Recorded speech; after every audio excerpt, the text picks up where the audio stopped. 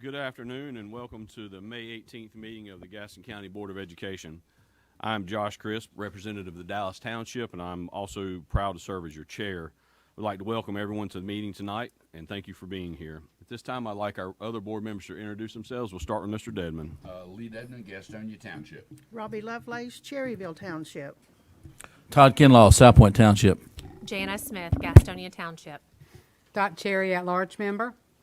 A.M. Stevens, Riverbend Township. Brent Moore, Crowders Mountain Township. Jeff Ramsey, at-large member. So tonight, as we ask Julian Wilson to come forward to offer our invocation, and as they get in their spot here at the podium, I would ask us all to take a minute. It's a crowded room and folks are seated, so I won't ask you to rise. Join me and the board in a moment of silence. We had an unfortunate death in our school community Friday night. Casey McMillan is a dedicated servant to this community, was a valued member of our teaching staff at Mount Holly Middle, was a dedicated assistant coach to Stuart Kramer's baseball team, and the entire community is devastated at that loss. And we can only ask for prayers for his family, for the Stuart Kramer and Mount Holly communities, and for our system as a whole. So if you would, please join me in a moment of silence, and then I'll turn it over to Julian.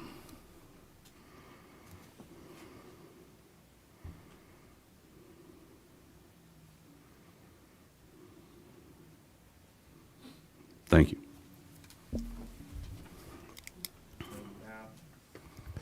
Father, we thank you, Lord, this evening for allowing us to come to this gathering. While we are here, God, we count it as an opportunity, and we also want to keep in mind, Father, those who have lost this precious loved one. Bless the family, bless the community. And as we continue tonight, God, we pray, Lord, that we honor you in the way that we conduct business, God. We know that there are many places that don't have this opportunity, Lord, where we get to share even disagreements, God. We thank you, Lord, because we know that iron sharpens iron, God. And we know, Lord, that we have people all around in this room that care about this community, that care about our youth. And we ask, God, as we deliberate tonight and as we talk, that you give us wisdom. We ask that you guide us and help us all listen, Lord, as everyone speaks and as we share our thoughts and feelings, God. Let us all hear each other, Lord. We thank you. We praise you. We give you all glory.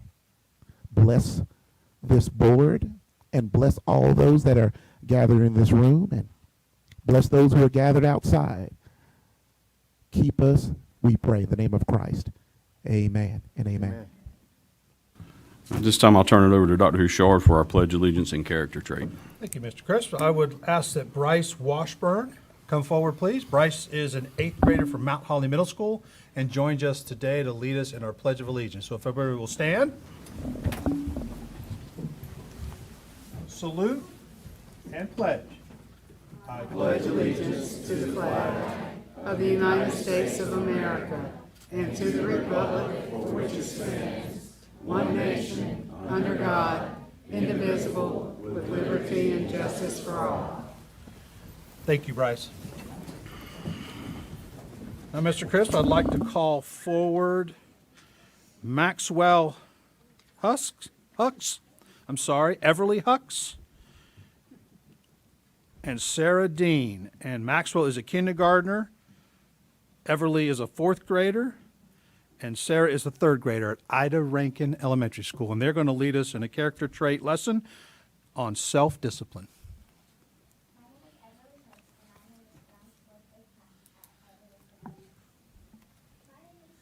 And I'm in Miss Whitner's 3rd grade class at Ida Rankin Elementary.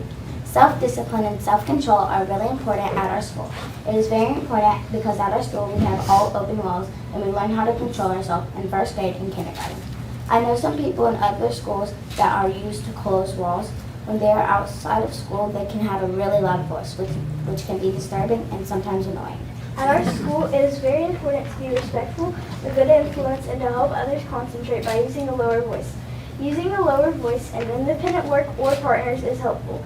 Others can concentrate and a different group can work and talk, but will not be distracting. This is why self-discipline is so important at Rankin. Thank you all so much. Self-discipline.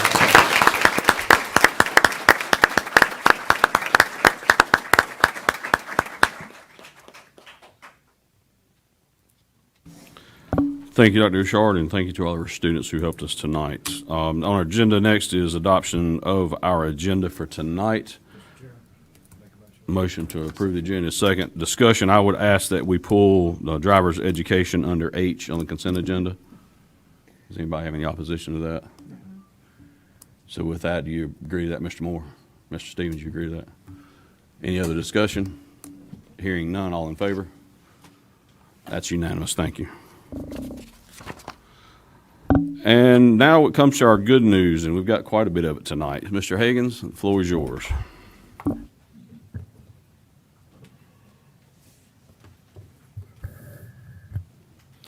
Good evening, Chairman Crisp, Vice Chairman Cherry, members of the board, and Superintendent Bouchard. I am pleased to present to the Board of Education our good news for the month of May, and we have a number of items to share with you this evening. We would like to begin our good news by recognizing the outstanding accomplishments of the Stanley Middle School Envirothon teams. We would like for the students and their advisor, Diana Baxter, to come forward this time from Stanley Middle School.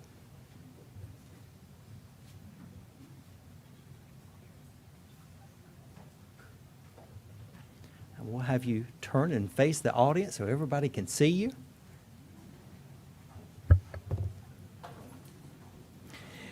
These are students in the Envirothon competition at Stanley Middle School. For the past 5 years, Stanley has competed at both the regional and state levels for Envirothon under Ms. Baxter's leadership, and over the last 4 years, they have earned the distinction of being the top public middle school Envirothon program in North Carolina.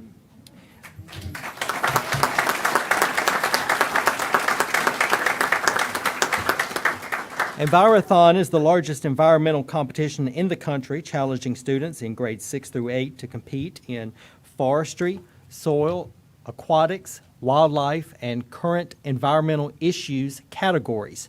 Students who wish to continue their environmental studies and competition experience in high school can also participate in the outdoor club, which is advised by Ms. Baxter as well.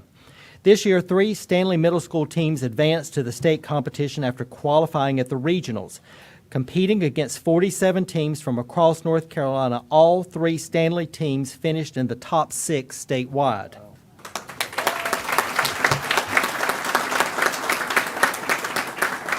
The team Insane Invertebrates earned second place overall and was once again named the top public middle school team in the state. They achieved perfect scores in soil, wildlife, aquatics, and current environmental issues categories. In addition, the Turtles of Terror team placed 5th in the state and earned a perfect score in the soil competition, while the Green Team Supreme finished in 6th place and received a perfect score in current environmental issues. These accomplishments reflect the dedication, hard work, and academic excellence of the students and the exceptional leadership of Ms. Baxter. And tonight, we congratulate all of the students, families, and staff members who have made this achievement possible. And Mr. Stevens has this presentation. Well, I first want to say thank you, Ms. Baxter. We've known each other for probably over 20 years now, and I appreciate your dedication to the Gaston County students, specifically Stanley Middle. Guys, I'm so proud of y'all. I'm an avid outdoorsman, and I appreciate the work that y'all have done and are going to continue to do.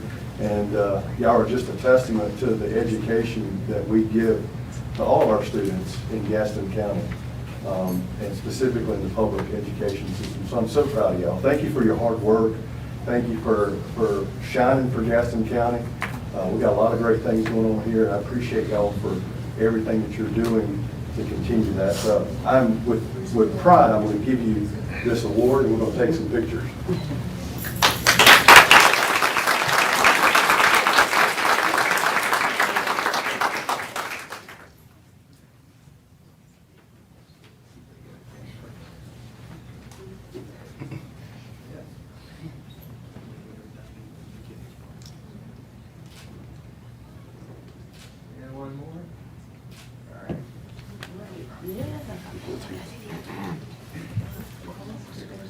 You want to do parents? Or?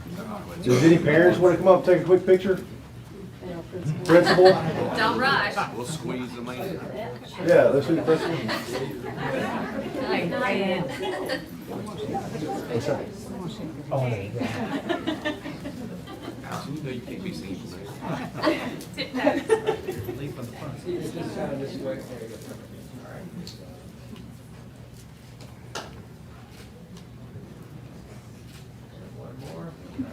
Hey gang, everybody, oh, wait. That's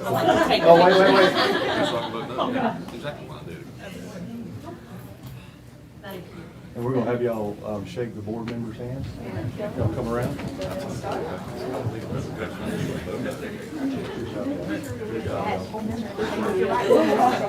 Thank you for all that hard work. I know it's not easy. Thank you for all the hard work. Oh, I missed it here. Look at you. We'll do a redo. There we go. Thank you.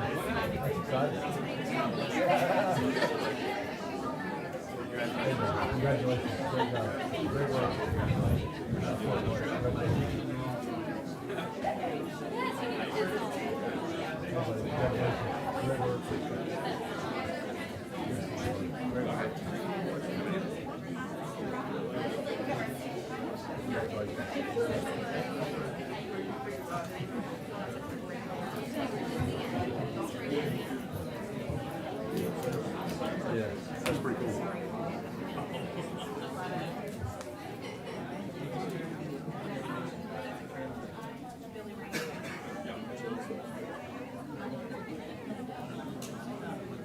Okay.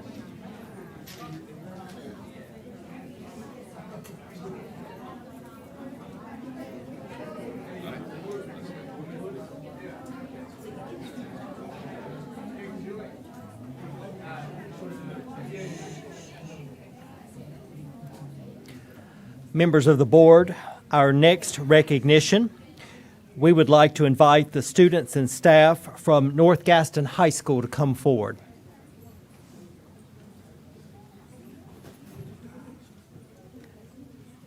With the students and staff members here today, we also have the principal, Paige Willis, the assistant principal, Wahiba McCray, and we understand that the Leader in Me coach, Davina Coleman, is here from Georgia, joined us tonight from Georgia to be here. So we certainly appreciate everyone being here. And the reason that we are recognizing North Gaston this evening is the school has received a significant achievement, earning both the Leader in Me Lighthouse School certification and the Legacy School Award through the Leader in Me program. Congratulations.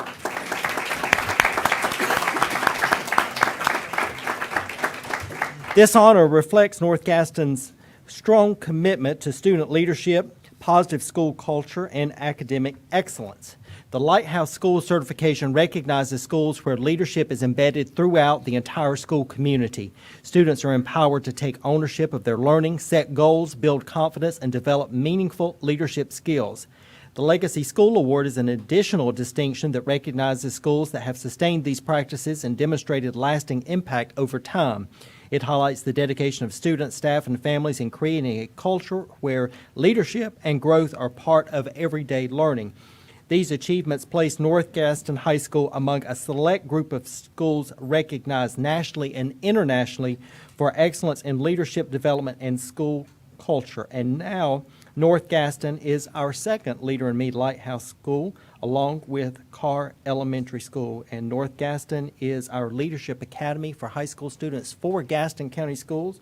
We want to congratulate everyone on this outstanding accomplishment, and Chairman Crisp will make this presentation. I'm super proud to offer this award and make this recognition.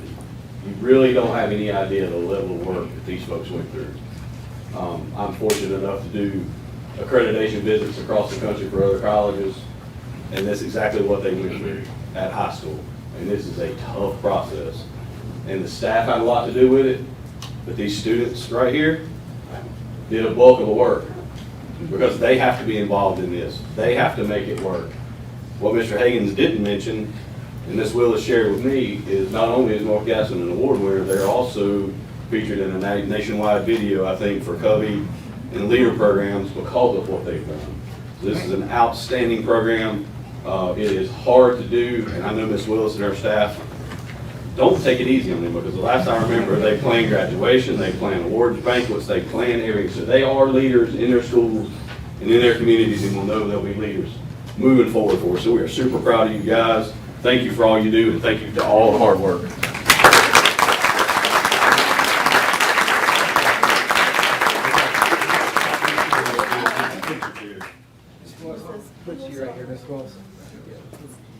Find me a hole somewhere in the middle.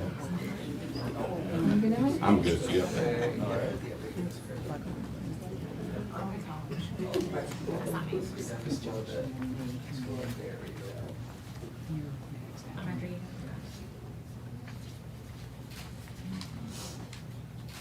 One more. Anybody else you want to bring up? No. Everybody good? Okay. Thank y'all. If y'all don't In the mind. state.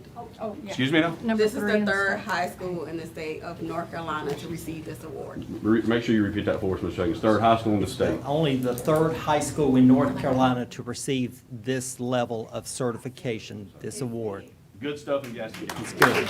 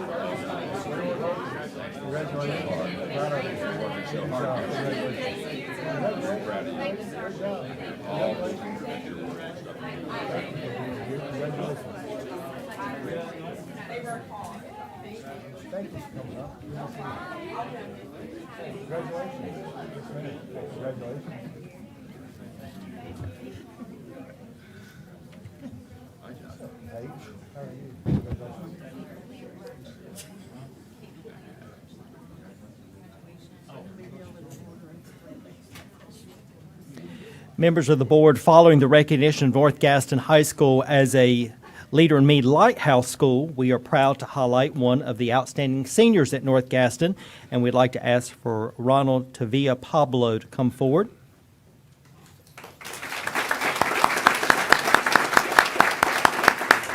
Ronald recently auditioned and earned the honor of becoming a member of the United States Marine Band.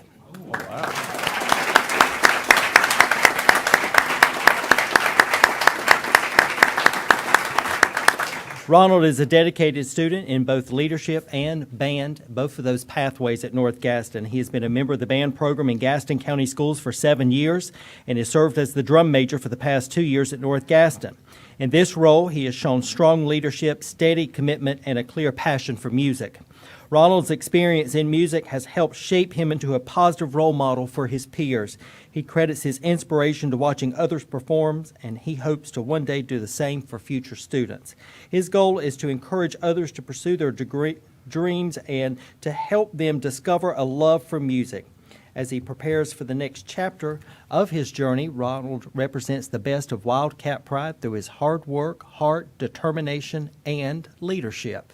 We congratulate him tonight on this outstanding achievement as a soon-to-be member of the United States Marine Band. Congratulations.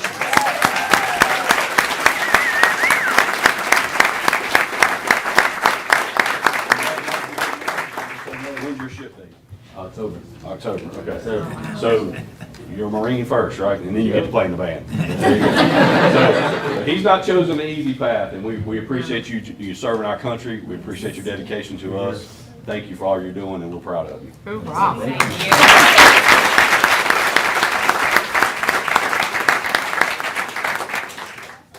I think his school representatives are with us.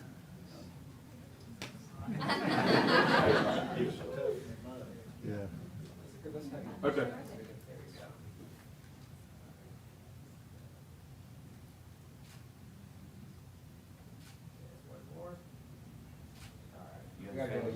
Yeah. Okay, bring them up.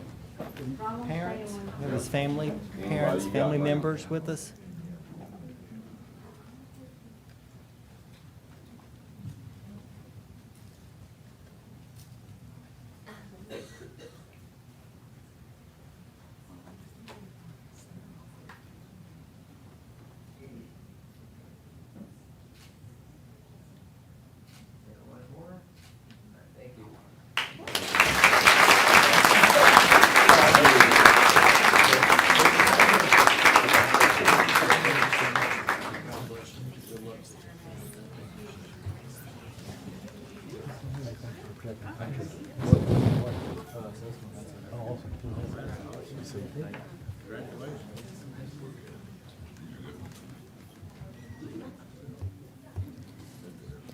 Members of the board, as we all know, college can be expensive, but scholarships can help make higher education more affordable for students and families. Tonight, we are proud to recognize the recipients of the Albert G. Meyer Scholarship. Each student will receive a $5,000 scholarship per year for 4 years for a total of $20,000 per student to help pay for college expenses. And students, when I call your name, if you'll please come forward, and we'll make a group right up front here for everyone to see. Our Albert G. Meyer Scholarship recipients are Israel Aladekova from Hunter Huss High School, Daniela Alejos and Zalek Mehta from Highland School of Technology, Lillian Morin from the Gaston Early College of Medical Sciences, Helena Killian and Alexis Odell from Gaston Early College High School. Those students will come forward. Since 1950, the first Gaston Foundation Fund has awarded more than $6 million in scholarship aid to 540 students from Gaston County. It is named in honor of the late Albert G. Meyer Sr., a well-known Gastonia business leader and philanthropist who believed in supporting students in education. We want to congratulate these outstanding scholars in the class of 2026. It's the perfect time of year to recognize outstanding seniors with graduation taking place this week. And we know that they will use the scholarship funds to learn more, do more, and be more as they graduate from high school. Congratulations.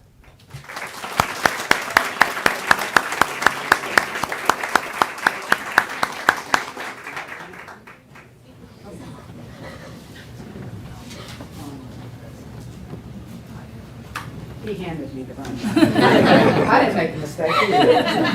So you see, the women always show up. Don't know what the men are doing, maybe they're playing sports.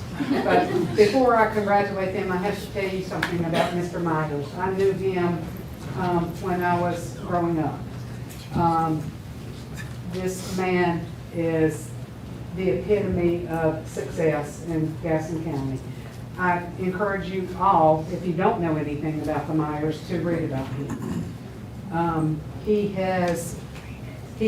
invested himself in Gaston County. He grew Gaston County through his businesses and his entrepreneurship, and he continually gives back through these wonderful scholarships every single year with gifts to children or young adults in our system. He served on numerous boards.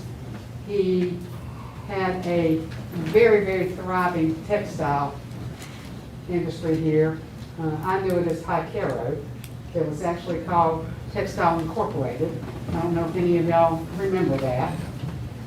Among the many boards he was on, he also, along with my deceased mother, was on the board of trustees when the original Gaston Memorial Hospital was built. So he served with her when they opened it. And I remembered that, but I went back and Googled it while other awards were being presented just to make sure that I was correct. So y'all are the recipients of a wonderful gift, and it's because you've done amazingly well in your studies here in Gaston County. So we're extremely proud of you.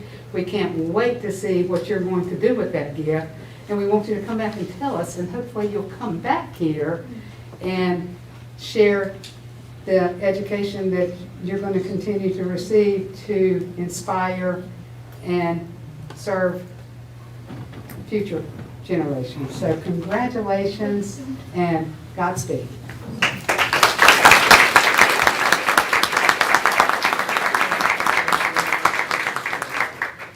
We're going to get this one, get the individual families, and then get the big group. Okay? So all y'all can come up.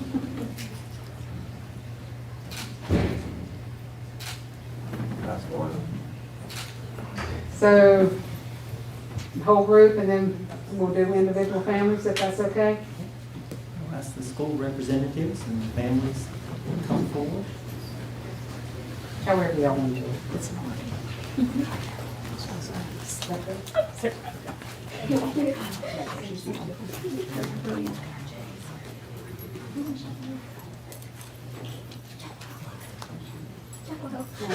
They're all going to Chapel Hill. There you go.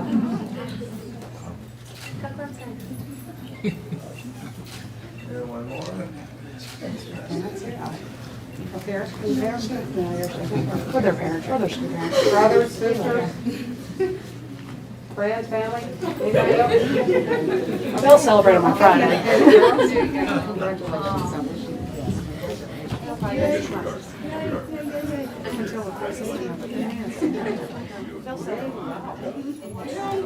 going to Carolina? You go to Clemson's a great school. Clemson's so great. Congratulations on your hard work. So well done. Congratulations. Go Billy.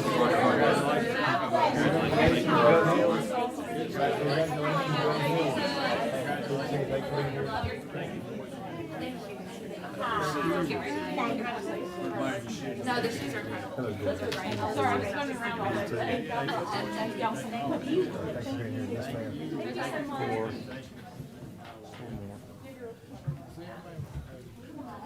Yeah.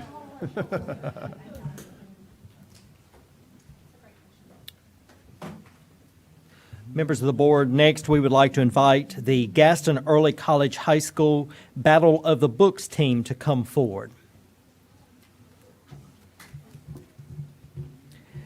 Joining us are team members Chloe Roberts, Valeria Romero Matisse, Samuel Becerra Enriquez, Madison Pruitt, Paxley Artica Alvarenga, Lily Baker, Katie Baker, Daniela Garcia, Trejo, Riley Cates, and the coach and teacher, Kristen Miller. I hope I got everybody.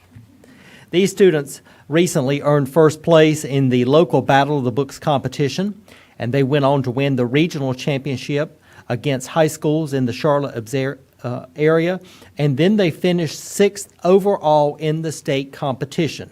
This is an impressive accomplishment and reflects their dedication and teamwork to place so high at the state level. The team entered this year's county competition with high expectations after finishing 2nd last year. Their teacher and coach, Kristen Miller, shared that winning the county championship was a goal from the very beginning of the season. She is proud of the team for meeting that goal and all of the goals that the students had set for themselves. The students worked extremely hard throughout the year, and several even read all 16 of the books that are required for the competition. The team's success continued at the regionals, where they earned the championship title, and Coach Miller described the result as a welcome surprise. She said that they were not certain of their standing going into the final round, making the regional win especially exciting. While the team is proud of their state finish, they remain focused on continuing to prepare and represent their school and county with excellence in everything that they do, and they have done an excellent job representing us in the Battle of the Books competition, so we congratulate them on a job well done. And Mr. Kinlaw has the presentation. Thank you. Before I hand them out, I just want to say on behalf of the Gaston County School Board, we're so proud and thankful that you guys have an interest in reading. It is a tough thing for me to read. I have to make myself read, and it is hard. But man, for you guys to get in there and do that in a competition, it's pretty awesome. So thank you again for doing that. I'm going to try to get these names. Ms. Miller. Thank you. Miss Chloe Roberts. Last time I did this, they had the guys lined up all in order, so I didn't have to do that. So, Valerie Matias, I did say that right, Matias, right? Yep. Samuel Enriquez? Madison Pruitt? Not here, okay. Well, I'll give it to Miss Miller. Get that award to her. Miss Alvarenga? Here. Did I pronounce it correctly? Yes. All right. Miss Baker? Which one? Oh, you're right. There's two of them. Lily. That one. Here you go. And you gotta be Katie. Yep. Yes, all right. Daniela Trejo? And Riley Cates. So, thank you again. Congratulations. Keep up the good work.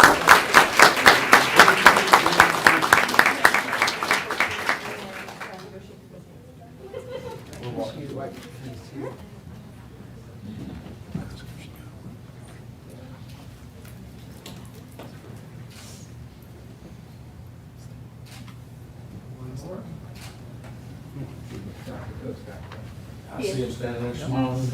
Principal, come forward and cook.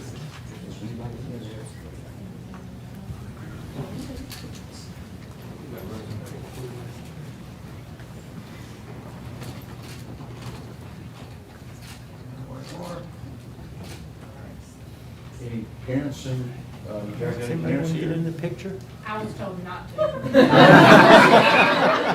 Oh, by your child, okay. I'll sign your permission slip if you need.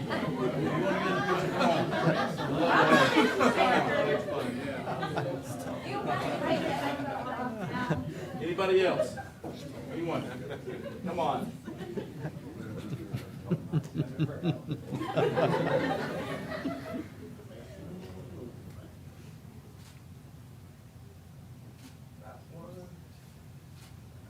All right, you guys, we'll just walk back a little bit. I'm gonna jump in.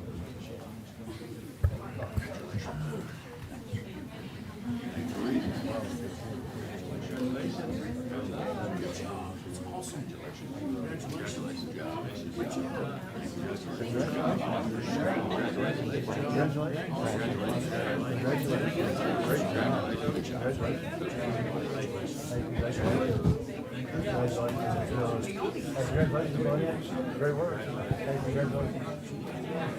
Nice work. Congratulations. This one was this morning. They make it easy, Albert. Yeah. Congratulations, buddy.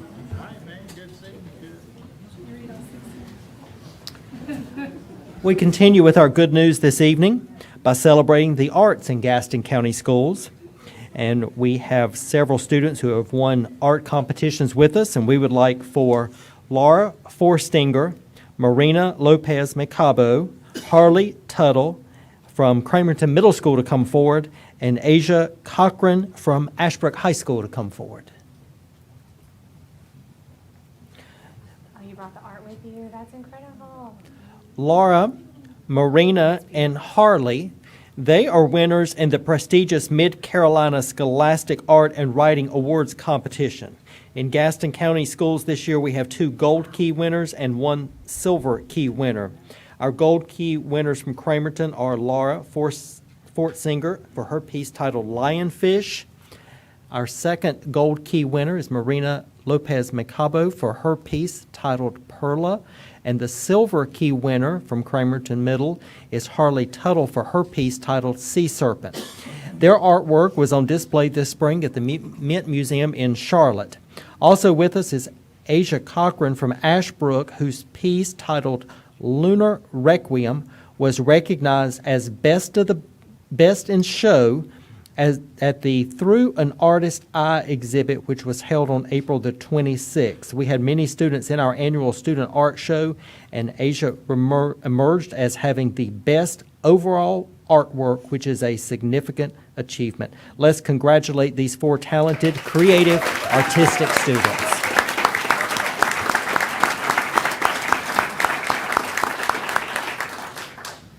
So I wanted to start off by saying that art is an expression.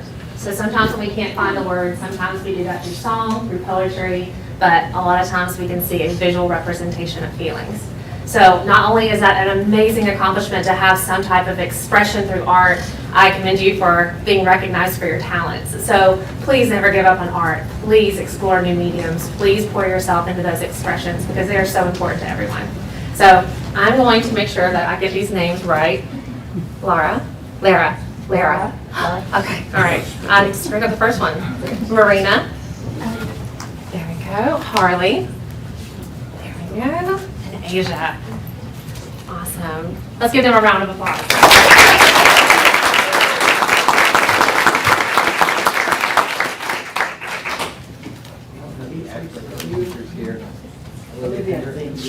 Any other art teachers here? I can take a picture of your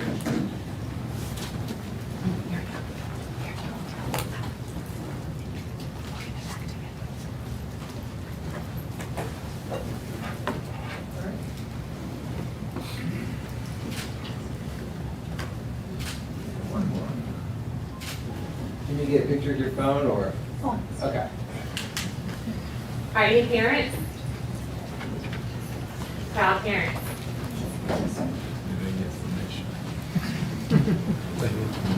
I'll say, and we'll have the whole group.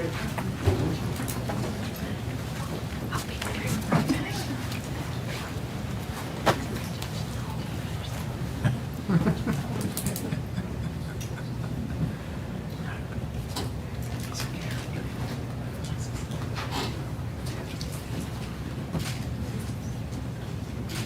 One more.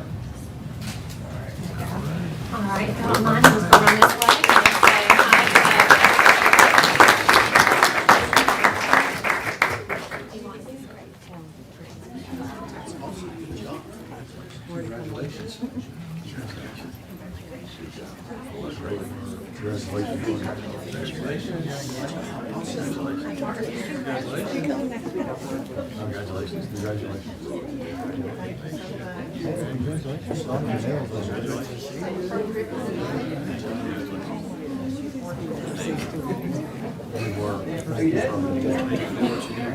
Again, Miss G. Horn. I saw Jennifer and John last weekend.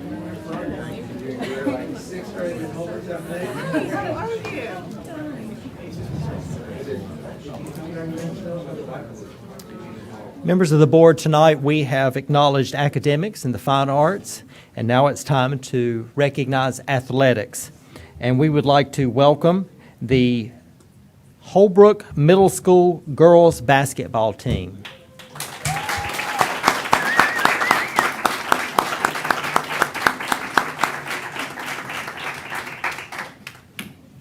We'll keep clapping while they usher in.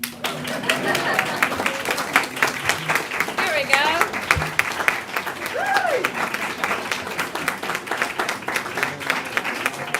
Good job. This is the Holbrook Middle School girls basketball team, and we are proud to recognize them for another outstanding season.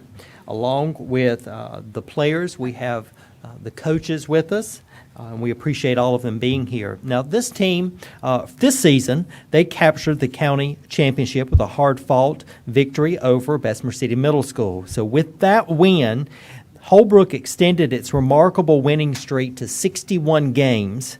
Wow. And secured its 5th consecutive championship title. Now, that's impressive.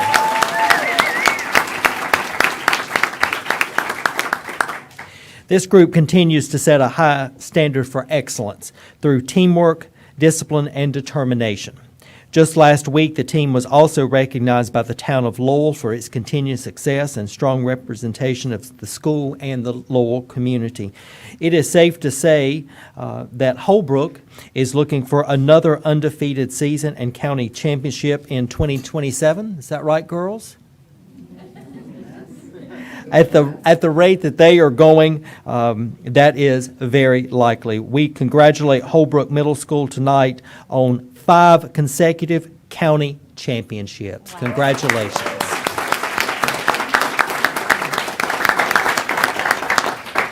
So just like I said in my last speech, art is an outlet. So is sports. So I know that this is an art because you guys are killing it. You're out there winning year after year, and that's an art. That is along with talent and drive.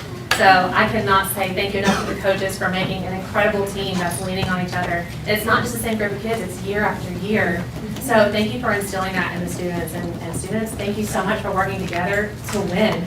So that's incredible. That's awesome.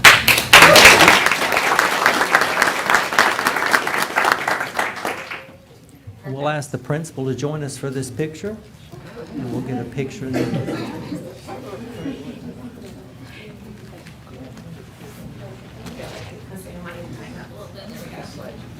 You're good, okay, thank you.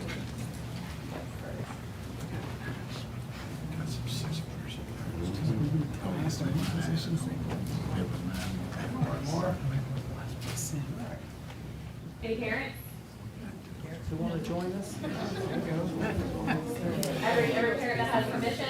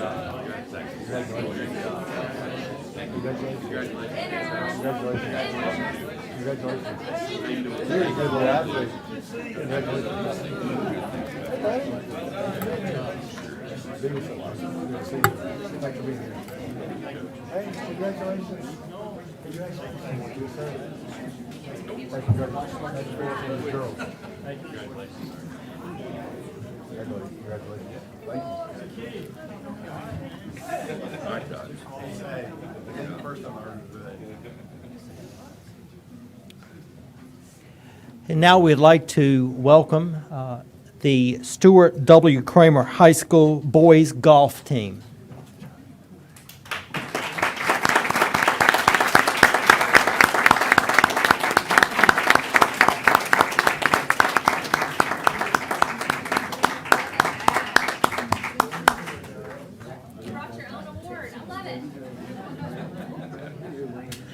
We are pleased this evening to celebrate the Stuart W. Kramer High School boys golf team, and we are proud to announce that you are looking at the 4A state champions in boys golf.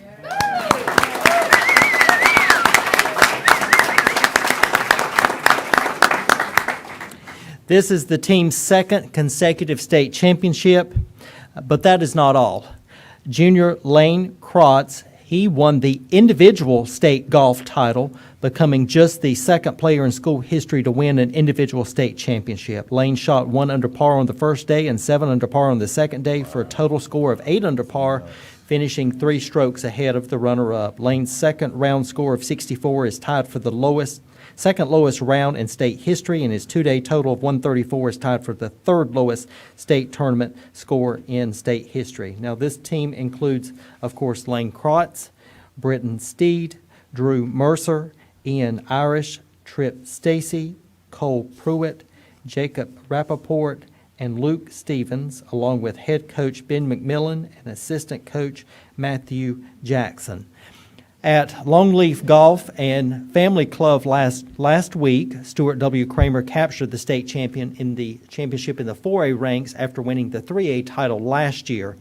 And we want to mention that Britton Steed finished 3 under par over the 2 days of the state championship, and Drew Mercer finished 1 under par and received the Farm Bureau Sportsmanship Award.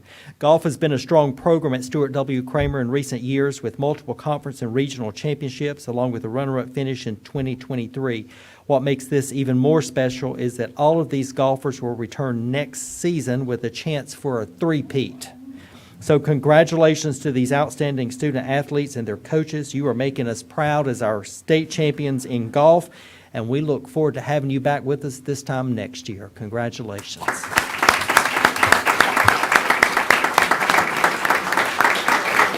Wow. back to back. I think you were gonna take over Forest View. Forest View had a good run about 10 years ago. So I'm gonna ask you a big question. Is it a three-peat, guaranteed? Was this team? I don't think anybody touched it. Also, I like to recognize Coach McMillan for his leadership. He's teaching about God, but he's teaching about life. And he's touched these kids' hearts. And I've seen a lot of Facebook pages and stuff. So I'd like to present him the legacy of golf at Creamer. We've been playing golf for 104 years at Creamer. The first golf course was in 1922. And also, I recognize Wayne for his outstanding comeback. So we're looking forward to seeing you on the PGA.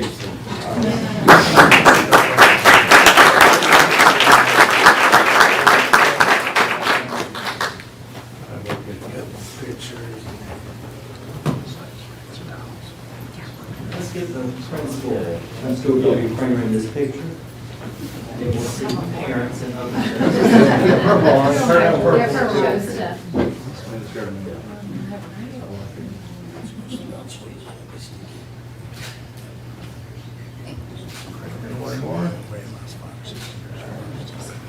All right, Parents, friends, family with us.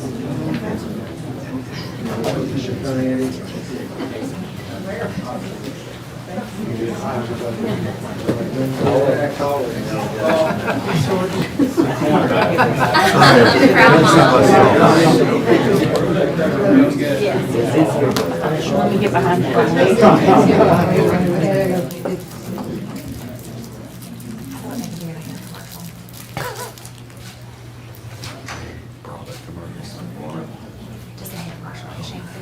All right.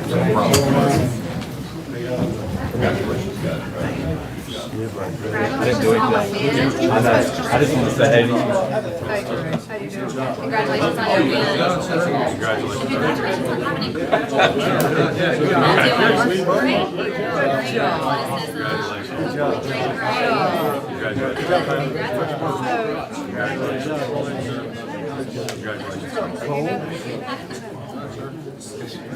Is that your unique name? Great accomplishment. Good. All right,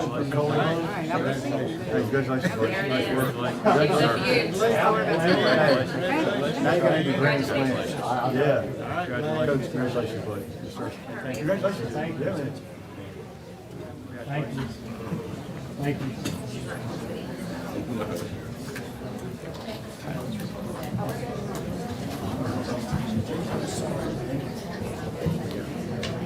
Members of the board, we have one final recognition this evening, and we are taking time to recognize and celebrate our outstanding school nurses. Joining us for this recognition, we have our current Gaston County Schools Nurse of the Year, Jill Ross, along with Haley Malton, Abby Clark, and Hillary McSwain, our Health Services Coordinator. We'd like for them to come forward at this time.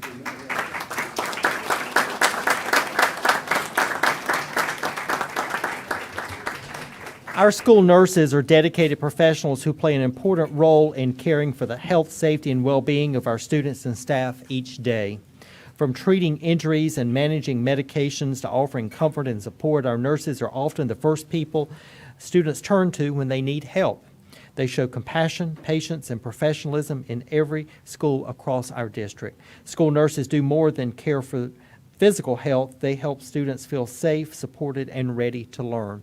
We are grateful for their hard work, commitment, and positive difference that they make in the lives of our students, staff, and families.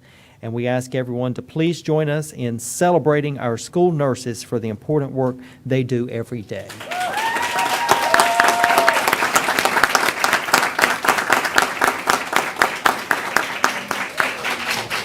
I want to congratulate you as well, for me personally.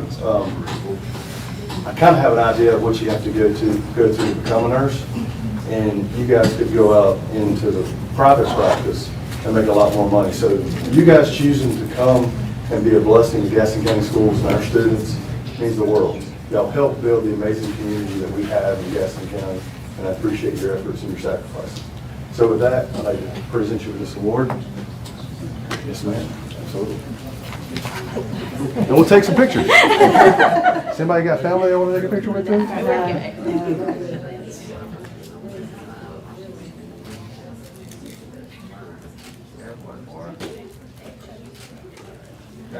Thank you. We'd like to congratulate you.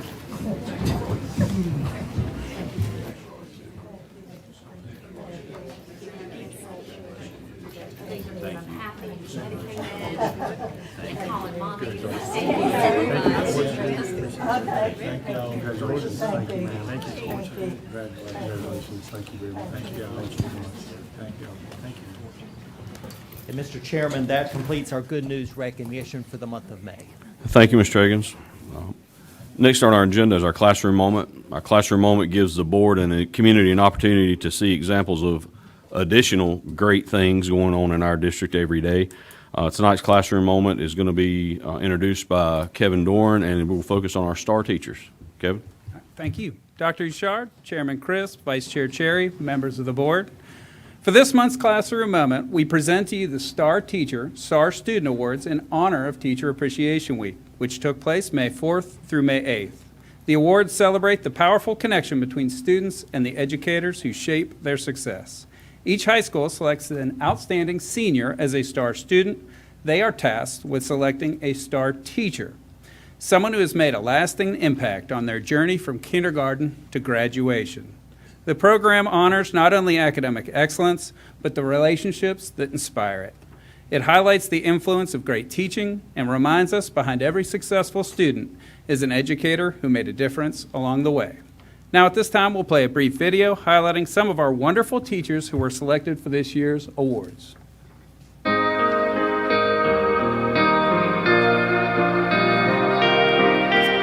Oh, don't it always seem to know that you don't know what you got till it grows. Miss Casey is a great teacher because she is kind. She doesn't ever get mad. She takes her time to help me. We have fun when we learn in her classes. My favorite thing is to play drums in her class. I get to be loud and silly while I learn. Miss Casey shows me she cares because she works with me and gives me the time I need. She doesn't rush me or do the work for me. She understands me, and I know she loves me. You all as healthcare workers will have standard operating procedure. When I first met Mrs. McCauley, she wasn't even my teacher. She took the time to truly get to know me and guide me.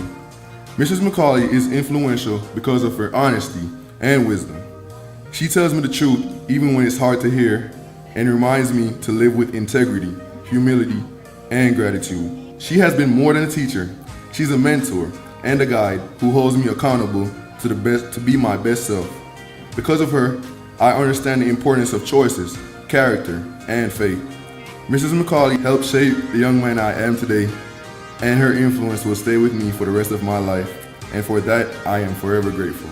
Perfect. Go back to your station and mix it all up. I never imagined this class would teach me more than I had ever learned before. Miss Bowen incorporates her creativity into every aspect of her lessons. Her influence on her students' lives goes far beyond her excellence in the classroom. Miss Bowen is the epitome of a great teacher. No matter the situation at hand, she is always there. So a simple thank you could never be enough for the profound impact she has had on my life and so many others. The question on that one was Amanda Norman's view on optimism and pessimism. He is a light to Ashbrook High School and a teacher who never stops caring, even after students leave his class. After freshman year English, he never missed an opportunity to stop me in the hallway and ask, "How's life?" And now here I stand today giving a speech about the teacher who helped me find my voice. Mr. B, I will never forget the influence you have had on me, not only as a student, but as a human being, because that's how you strive to treat everybody, as human, equally lovable, equally beautiful, and equally able to achieve more than we think we're capable of.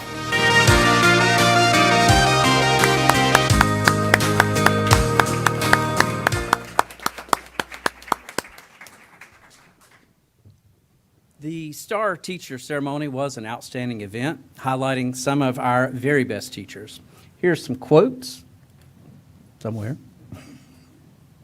There are some quotes that the students voiced that night, talking about the teachers they had selected. And without a doubt, Those star students represent 12 of our very best too. Having been a high school principal and selected the star student at Hunter Huss, I know that picking just one student is tough because there are so many students that could be selected. In fact, if 12 different star students had been selected this year, it is likely that we would have had 12 different star teachers, which illustrates that we have so many stars in our system. I would relate this to the actual stars in our sky. If you leave this evening and look up at the sky, you will see something like this. Some stars will be visible, but being around the lights of the city will limit what you can see. But if you drive out to the country, where it's darker, you will see lots more stars, more revealed that were not visible while you were here. But if you could go somewhere truly dark, free of artificial light, this is what you would see. And I think that illustrates how blessed our school system is. We have so many stars. And while we may only be able to recognize and see a few of them each year at events like Star Teacher and the Evening of Excellence, we know that many, many more are out there. As you look again at these quotes, the descriptions might bring to mind teachers of your own. I imagine that each member of this board and each member of this audience could name teachers who impacted their own lives along the way. I know that I could do so in abundance.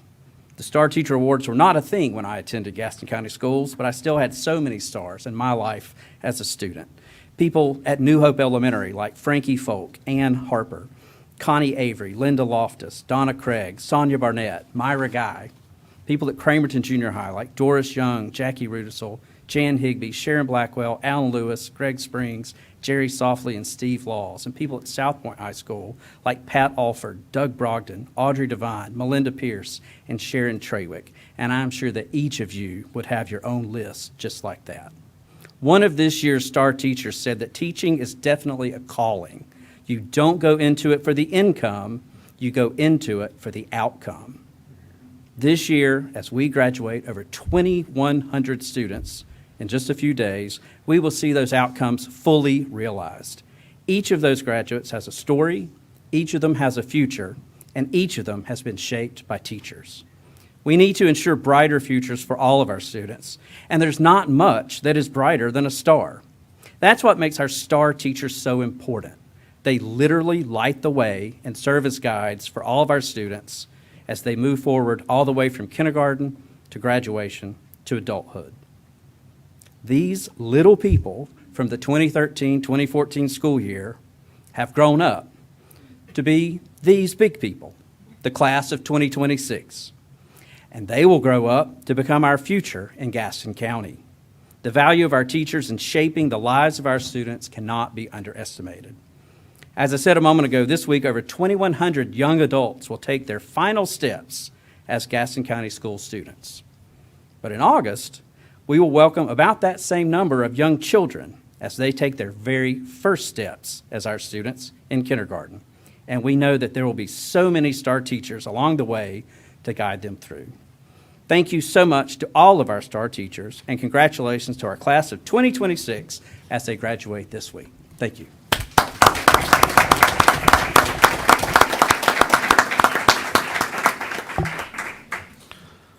Thank you, gentlemen. I don't know that could have been said any better. Thank you. Thank you for that presentation, and as always, thank you to our teachers. At this time, the board will hear comments from citizens during public expression. Comments about public concerns related to the school system. Our board policy sets aside 30 minutes of our regular monthly meeting for citizens to address the board. Before we hear from the public, let me outline the rules and procedures. Citizens wishing to make comment who have completed a request to speak form prior to the beginning of the meeting will be recognized by the chair and then requested to step to the microphone to make their comments. Citizens will state their name and address for the record. Comments will be limited to 3 minutes. Members of the board do not respond to public expression during the public comment period. Public expression does not allow for comments on confidential or personnel matters. Speakers who wish to give materials to the board will hand them to our clerk, Ms. Cindy Beck, and the chair shall rule on all points of order. We do have quite a few tonight, so I would ask you to if you could help by making those transitions smooth and quick. Our first speaker is Lauren Hedrick.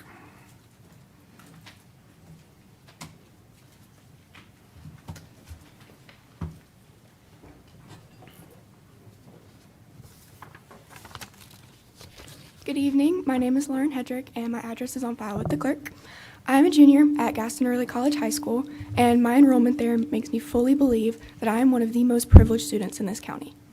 We are offered opportunities that traditional high school students could only dream of, and I'm beyond grateful for my time there. That being said, my school is facing some huge changes, and the current state of one of the top schools in this county has me truly worried for the rest of our schools. At the last board meeting, you all announced that Gaston Early College and Gaston Early College of Medical Sciences would be collaborating and sharing facilities in the face of the budget crisis. What you failed to mention is that we'd be losing some of our most vital staff in the process. Our Spanish teacher's position has been cut, and we have no idea how students are going to fulfill their foreign language credits, which are graduation requirements. Our English and public speaking teacher is being forced to move into the medical sciences building, leaving behind a group of students that will most likely never get to take a public speaking class. I was one of the lucky ones who did get to take it, and that's part of the reason I'm able to stand up here and speak today. Finally, and most devastatingly of all, our incredible school counselor had to deliver the news that her position no longer existed. Studies show that lower student-to-counselor ratios decrease both the recurrence of student disciplinary problems and the share of students involved in a disciplinary incident. Now that we must share a counselor with Gaston Early College of Medical Sciences, we will have almost doubled that ratio. This puts us over the American School Counselor Association's recommendation of a student-to-counselor ratio of 250 to 1, and it also puts us over Gaston County's average student-to-counselor ratio of 318 to 1. Statistics aside, our counselor does so much more for us than any of you could imagine. She knows each of our full names, our hobbies, our academic lives, and she's a lifeline for so many students who have no one else to turn to. No kid should have to watch their safe space stand in front of the lunchroom and announce on a random Monday that they will no longer be able to stay with us. My mom and I attended the last commissioners meeting, and the board voted to maintain the manager's budget. Superintendent Huchard warned that this would lead to more cuts, and they voted on the matter anyway. Nobody wants to take the blame for this budget crisis, and that's okay, but everyone should be taking initiative to fix it. Adult shortcomings should never fall as an added burden on students' shoulders, and especially not after you've chosen to cut the people that help us kids learn to navigate it. I'm disappointed that at 17 years old, I have to spend my summer break advocating for basic student support. And the fact that people my age and younger seem to stand up and support our teachers more than this board should concern every adult in this building. I never thought that I would have to stand in front of the board and fight for my teachers and peers, but if us students are the only ones willing to stick up for our education, then this county has a far bigger crisis than our budget. Thank you.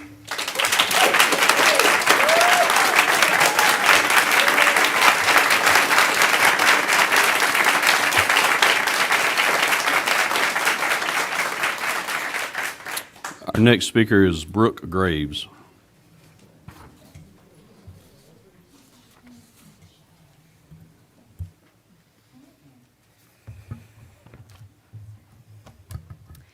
My name is Brooke Graves, and my address is also on file with the clerk. Last month, I stood before each of you and spoke about frustration. Frustration over a school system where teachers are expected to do more with less every single day. In March, after learning that my school had run out of paper, I made a Facebook post expressing those frustrations. That post was shared more than 750 times. That told me something important. This is not just my frustration. It belongs to parents, teachers, staff, and community members all across this county. Because the issue was never just paper. Paper was the breaking point. The deeper issue is that people inside our schools feel unheard, unsupported, and exhausted. So I stand here again tonight asking this board to start working with the people who are desperately trying to make things better. Because right now, this feels less like collaboration and more like a battle of us versus you. The teachers, counselors, assistants, librarians, custodians, cafeteria workers, and families in this county are not your enemies. We are the people holding this system together with sheer determination, sacrifice, and heart. Over the last several months, what many of us have seen is finger-pointing, blame-shifting, and excuses. The Board of Commissioners, the state, and the federal government may be the ones dealing the hand, but you are choosing how it gets played.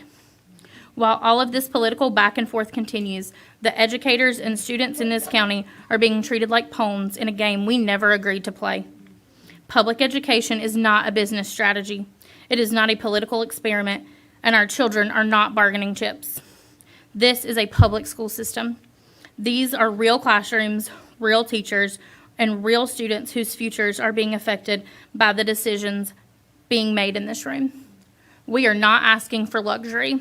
We're not asking for diamond-crusted erasers or gold-plated pencils. We are asking for basic needs: paper, supplies, support staff, safe class sizes, and resources for students. We are asking for a school system where teachers are not forced to beg, borrow, fundraise, and sacrifice just to give children what they deserve. If over 750 people could recognize that something is wrong by one Facebook post, then surely the people elected to lead this district can recognize it too. The question is no longer whether there is a problem. The question is whether any of you are willing to stop defending the system long enough to listen to the people living it and start fixing it. We are done being told to accept less while being asked to give more.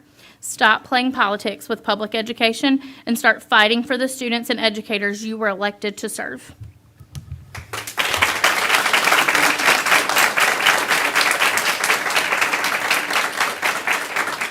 Next is Lindsay Weathers.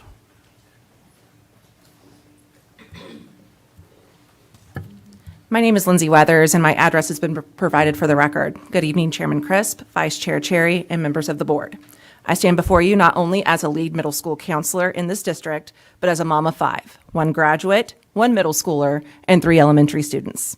In my field, we say, if it's not documented, it didn't happen. So here is some of my documented student data from this school year. 32 suicide assessments where I have been the lead interviewer this school year. 107 proactive, data-driven classroom lessons on topics like time management, bullying laws, and post-secondary planning that I planned and I carried out. 77 small group sessions with 6th, 7th, and 8th grade students in my building. 27.3% of my time has been spent in consulting with teachers, parents, and staff members to support my students. And 100% of my 8th graders have a career development plan meeting North Carolina promotion requirements. Next, here's my data on this board's engagement with what we do as school counselors. 1 campus out of 56 with an active school counseling advisory council, my campus. 30 invitations sent to the 10 of you since the spring of 2025, inviting you to attend these meetings. 1/2 the level of engagement from the 10 of you in these 3 meetings you all have been invited to, and 2 of you haven't even opened the invitations from this school year. 0 requests to review any materials that you have missed in your absence. You don't have to say anything. Your absence speaks enough. It tells those of us responsible for student mental health that this work doesn't matter as long as it gets done, even as you cut essential positions, our positions. Now the numbers that should concern you the most. There have been 39 school counseling positions cut for next year, leaving 57 counselors to serve 56 campuses in our district. This means that many elementary counselors will be split between 2 campuses. And the data that will not be documented: students in crisis who can't find a trusted adult, parents who stay silent because they know counselors are overwhelmed, and missed opportunities to guide students through conflict, planning, and growth. This is not just staffing cuts. It is cuts to student success, safety, and voices. And the question before you is simple: will you act now or wait until these numbers become names? My parents raised me with the mantra: a lack of planning and communication on your part does not constitute an emergency on our part. I didn't always appreciate it then, but I do now. So I ask you, why is a lack of planning and communication from this board and county leadership creating an emergency for my children, our children? If we truly believe that every student matters, then we must prove it not in words, but in choices. Because when you cut the very people trained to catch students before they fall, you're not just reducing positions, you're raising the risk that one day there won't be anyone to catch them there at all.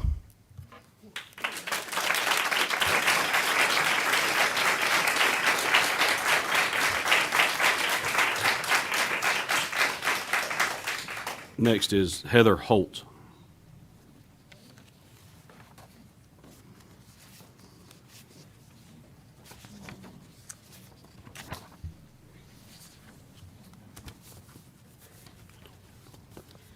Good evening, Chair, board members, superintendent. My name is Heather Holt.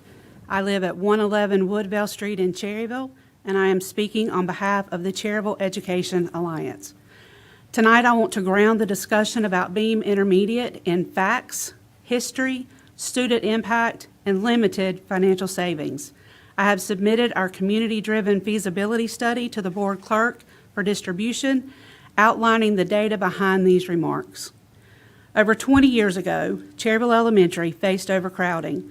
The community and district responded by creating an upper elementary bridge for grades 4 and 5 through renovation of existing facilities.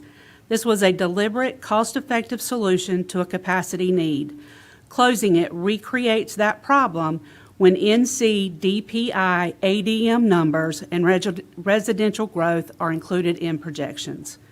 Did you know that under the proposed option A, fifth graders will be served lunch and attend electives in their classrooms at the middle school? Limiting their access to shared spaces and normal school experiences. These are the types of real day-to-day student impacts that must be clearly communicated and fully understood before any closure decision is made. We are also concerned about the data used to support the closure. The district study relies on a single month of enrollment data from March 26 principal's report and does not account for the approved residential growth in Cherryville.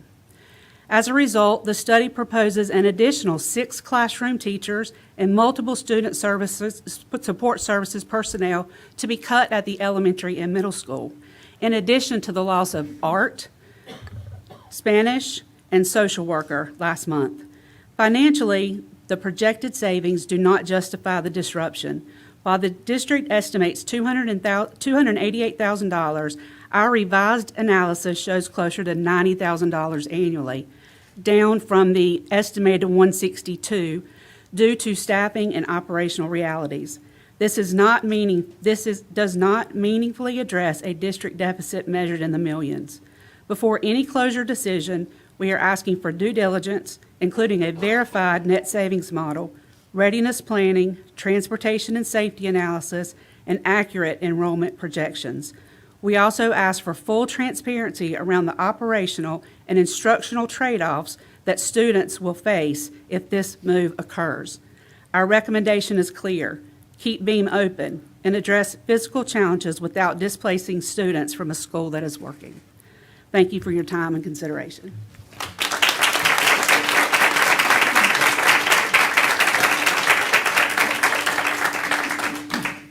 Next is Brittany Elkin.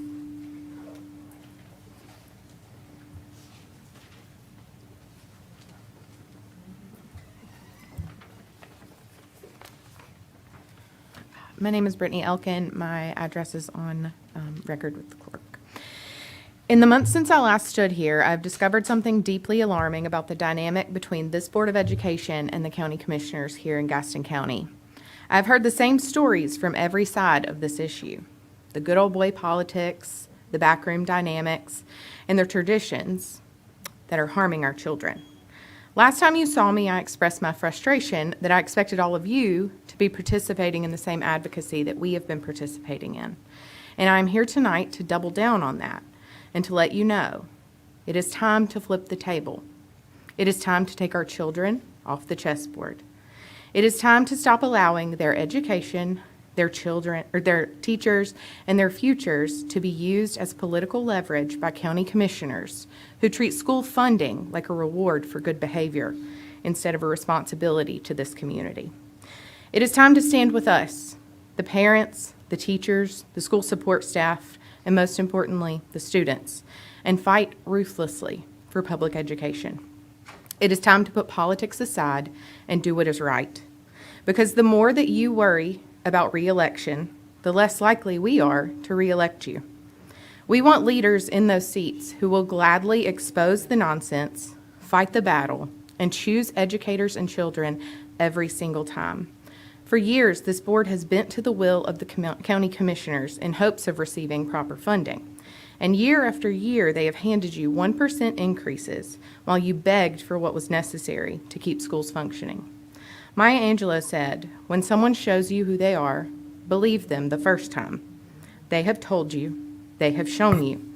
Believe them and stop negotiating like they are negotiating in good faith.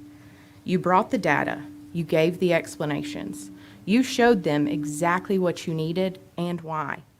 And still, they ask for the same information over and over again, while our teachers leave, our staff burns out, and our children pay the price.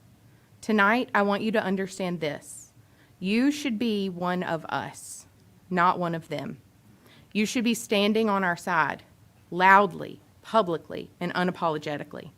Politics, traditions, and appearances aside. Remember why you wanted a seat on this board. And if your reason was anything other than radically improving the school system, increasing teacher pay, protecting public education, and fighting for the children of this county, it's time for you to go. You can play politics somewhere else. But if your reason was to fight for this district, make real change, and stand up for this community, then come and sit with us. We will stand 10 toes down behind you. You are not alone in this fight.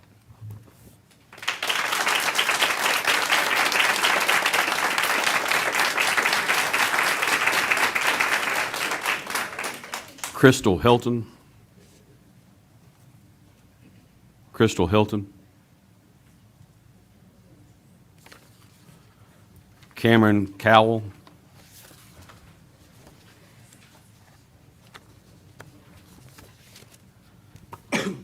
Hello, my name is Cameron Cowell, and my address is on file with the clerk.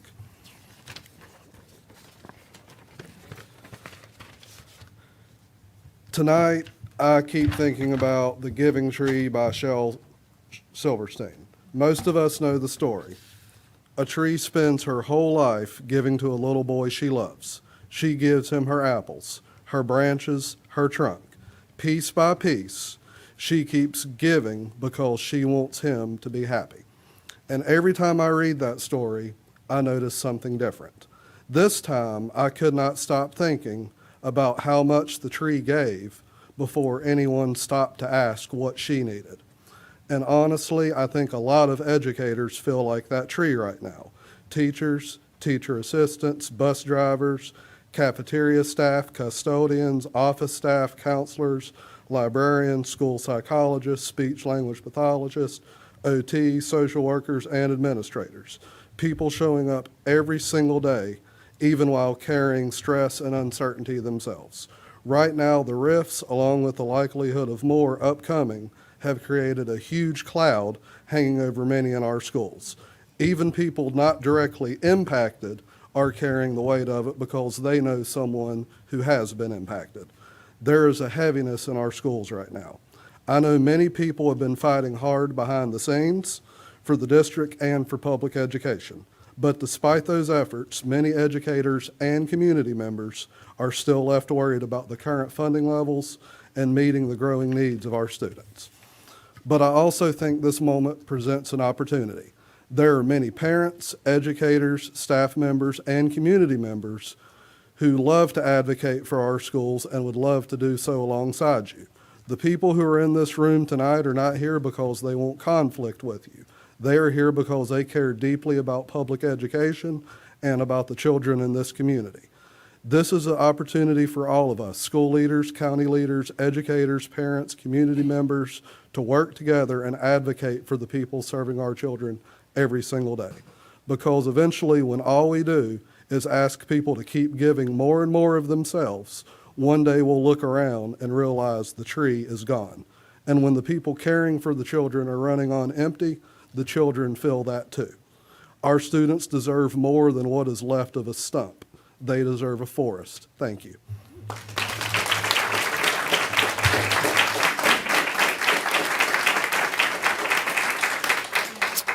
Ella Robinson.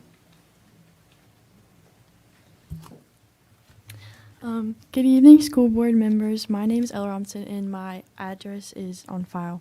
Thank you for allowing me to speak at this meeting. I'm a junior at Forest View High School. My concern is the current method in determining chief junior marshal and valedictorian. To give you some background information, I am duly enrolled in high school and Gaston College. The criterion for chief junior marshal is to have the absolute highest weighted GPA. As of February 2nd of this year, my class rank was 1 out of 254. However, the honor was given to another student.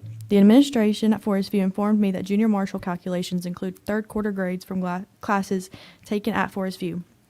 in current dual enrollment classes are not factored into the GPA calculations. As Gaston County Schools have made advances in programs to prepare students to be competent young adults by incorporating technical and college curriculum into our high schools, a new policy should be implemented to recognize those who excel in those programs that are being excluded by current criteria. I have a few proposal options. My first proposal is to have one chief marshal representing AP classes or regular Forest View classes and one chief marshal who is dually enrolled. My second proposal is to find a method of better communication between Gaston College and Gaston County Schools that includes current CCP grades. This can be done by adding Gaston County Schools to Gaston College's Family Educational Rights and Privacy Act, which is FERPA. And my last proposal is to not include third quarter grades and only use the most recent official transcript. Thank you for your time, as this issue concerns me not only for my future class rank and valedictorian status, but also for future Gaston County students in the same situation.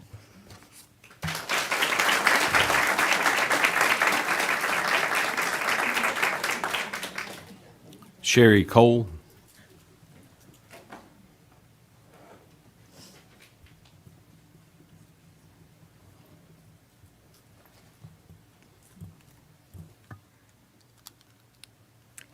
Hello, my name is Sherry Cole, and I live on Rosewood Lane in Cherryville. A few weeks ago, I wrote a letter to the school board members about naming the press box at Fraley Field in Cherryville in honor of longtime PA announcer Danny Aker. If you please, I'm going to read a little bit of my letter in case you missed it or just to refresh you. I'm writing today about naming the press box at Fraley Field at Memorial Stadium in Cherryville after longtime public announcer Danny Aker. I am writing to ask for expediency in this matter. There's no need for me to elaborate on Mr. Aker and his decades-long commitment, connections, and love of Cherryville sports. Those who know Mr. Aker may know that after a visible decline over the last few years, he received a diagnosis of ALS. While he is in a treatment program, there are no guarantees. I have seen Mr. Aker several times over the spring baseball season at the press box at Fraley. He is frail and needs assistance walking up and down the stairs to the box, but he loves being there when he can. When I saw Mr. Aker in the press box a few games ago, the subject of renaming came up, or of naming. He broke my heart when he said he would enjoy being alive when and if this happens. He then said he didn't know if he'd still be around this summer. I certainly hope that such a kind soul will have many more days on this earth, but of course, no one is promised tomorrow. Even though Mr. Aker is ill, that is not a reason to name the press box in his honor, but it is a reason to expedite. My request is for reconsideration.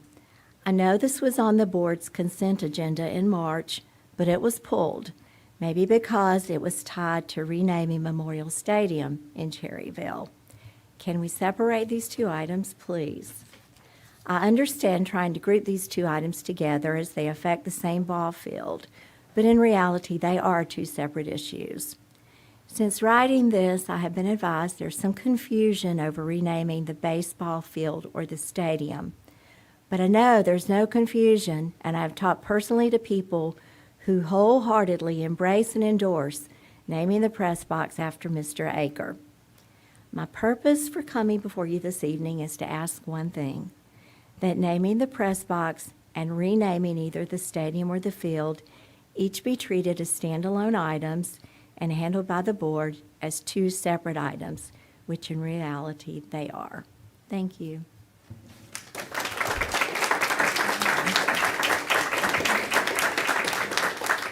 And our final speaker tonight is Ann Doss-Helms.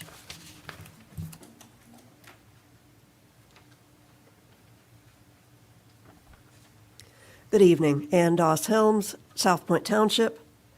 I want to start by acknowledging that our district is in a tremendously difficult position right now, and much of that is factors that are beyond your control. I want to speak tonight on one thing where you have control and I have experience: communication. I covered education for 22 years, most of it focused on Charlotte-Mecklenburg schools. So I saw a lot of mistakes and a lot of successes. The good news is, I think Dr. Houchard cares about public communication. I've seen him stay after meetings, talking to people and answering their questions. That's important. I think our problem comes from a long-standing culture of pushing out the celebrations, which is great, but then just hoping no one notices the tougher stuff. And that's not working. The bad news is going to get out, and if you're not getting in front of it, someone else is defining you. I want to offer 4 points that I think can make a difference. First, anytime you know information is coming out about something that affects your employees, be ready to blast something out to them. If you're going to talk about layoffs at a committee meeting or a strategy session during the workday, have something ready to send out that day. Same if you're going to have a tough budget meeting with the county commissioners. You should state clearly what you know, what you don't know, what the timetable is for figuring out what you don't know, and how you'll work to support your people. If your employees hear things first from social media or the grapevine, you lose their confidence, and I think you've heard some of that tonight. Second, treat your budget like your most important message to the community. That means you explain what you're doing in clear language, with slides and documents that are quickly and clearly available. Where are you spending more? What's getting cut? And why? Anyone should be able to go to the district's website and easily find a link to all of that. Third, respond quickly and clearly to the county commissioner's request. I was disappointed in how they voted last week, but I do think it's reasonable for them to ask for clarity on how you're handling the financial problems that are under your control. I really hope they were acting in good faith when they said they'll come up with more money when their questions are answered, and I think a lot of us will be watching them. Fourth, and finally, do some town hall meetings to answer people's questions. This budget is a community crisis, and people are paying attention. We need to hear from you. If you're already doing some of these things and I'm not aware, my apologies. I know all of you are spread incredibly thin and trying to react to tough developments. I appreciate that. But especially as we move toward a sales tax referendum, clear, timely communication is not optional. Thank you and good luck.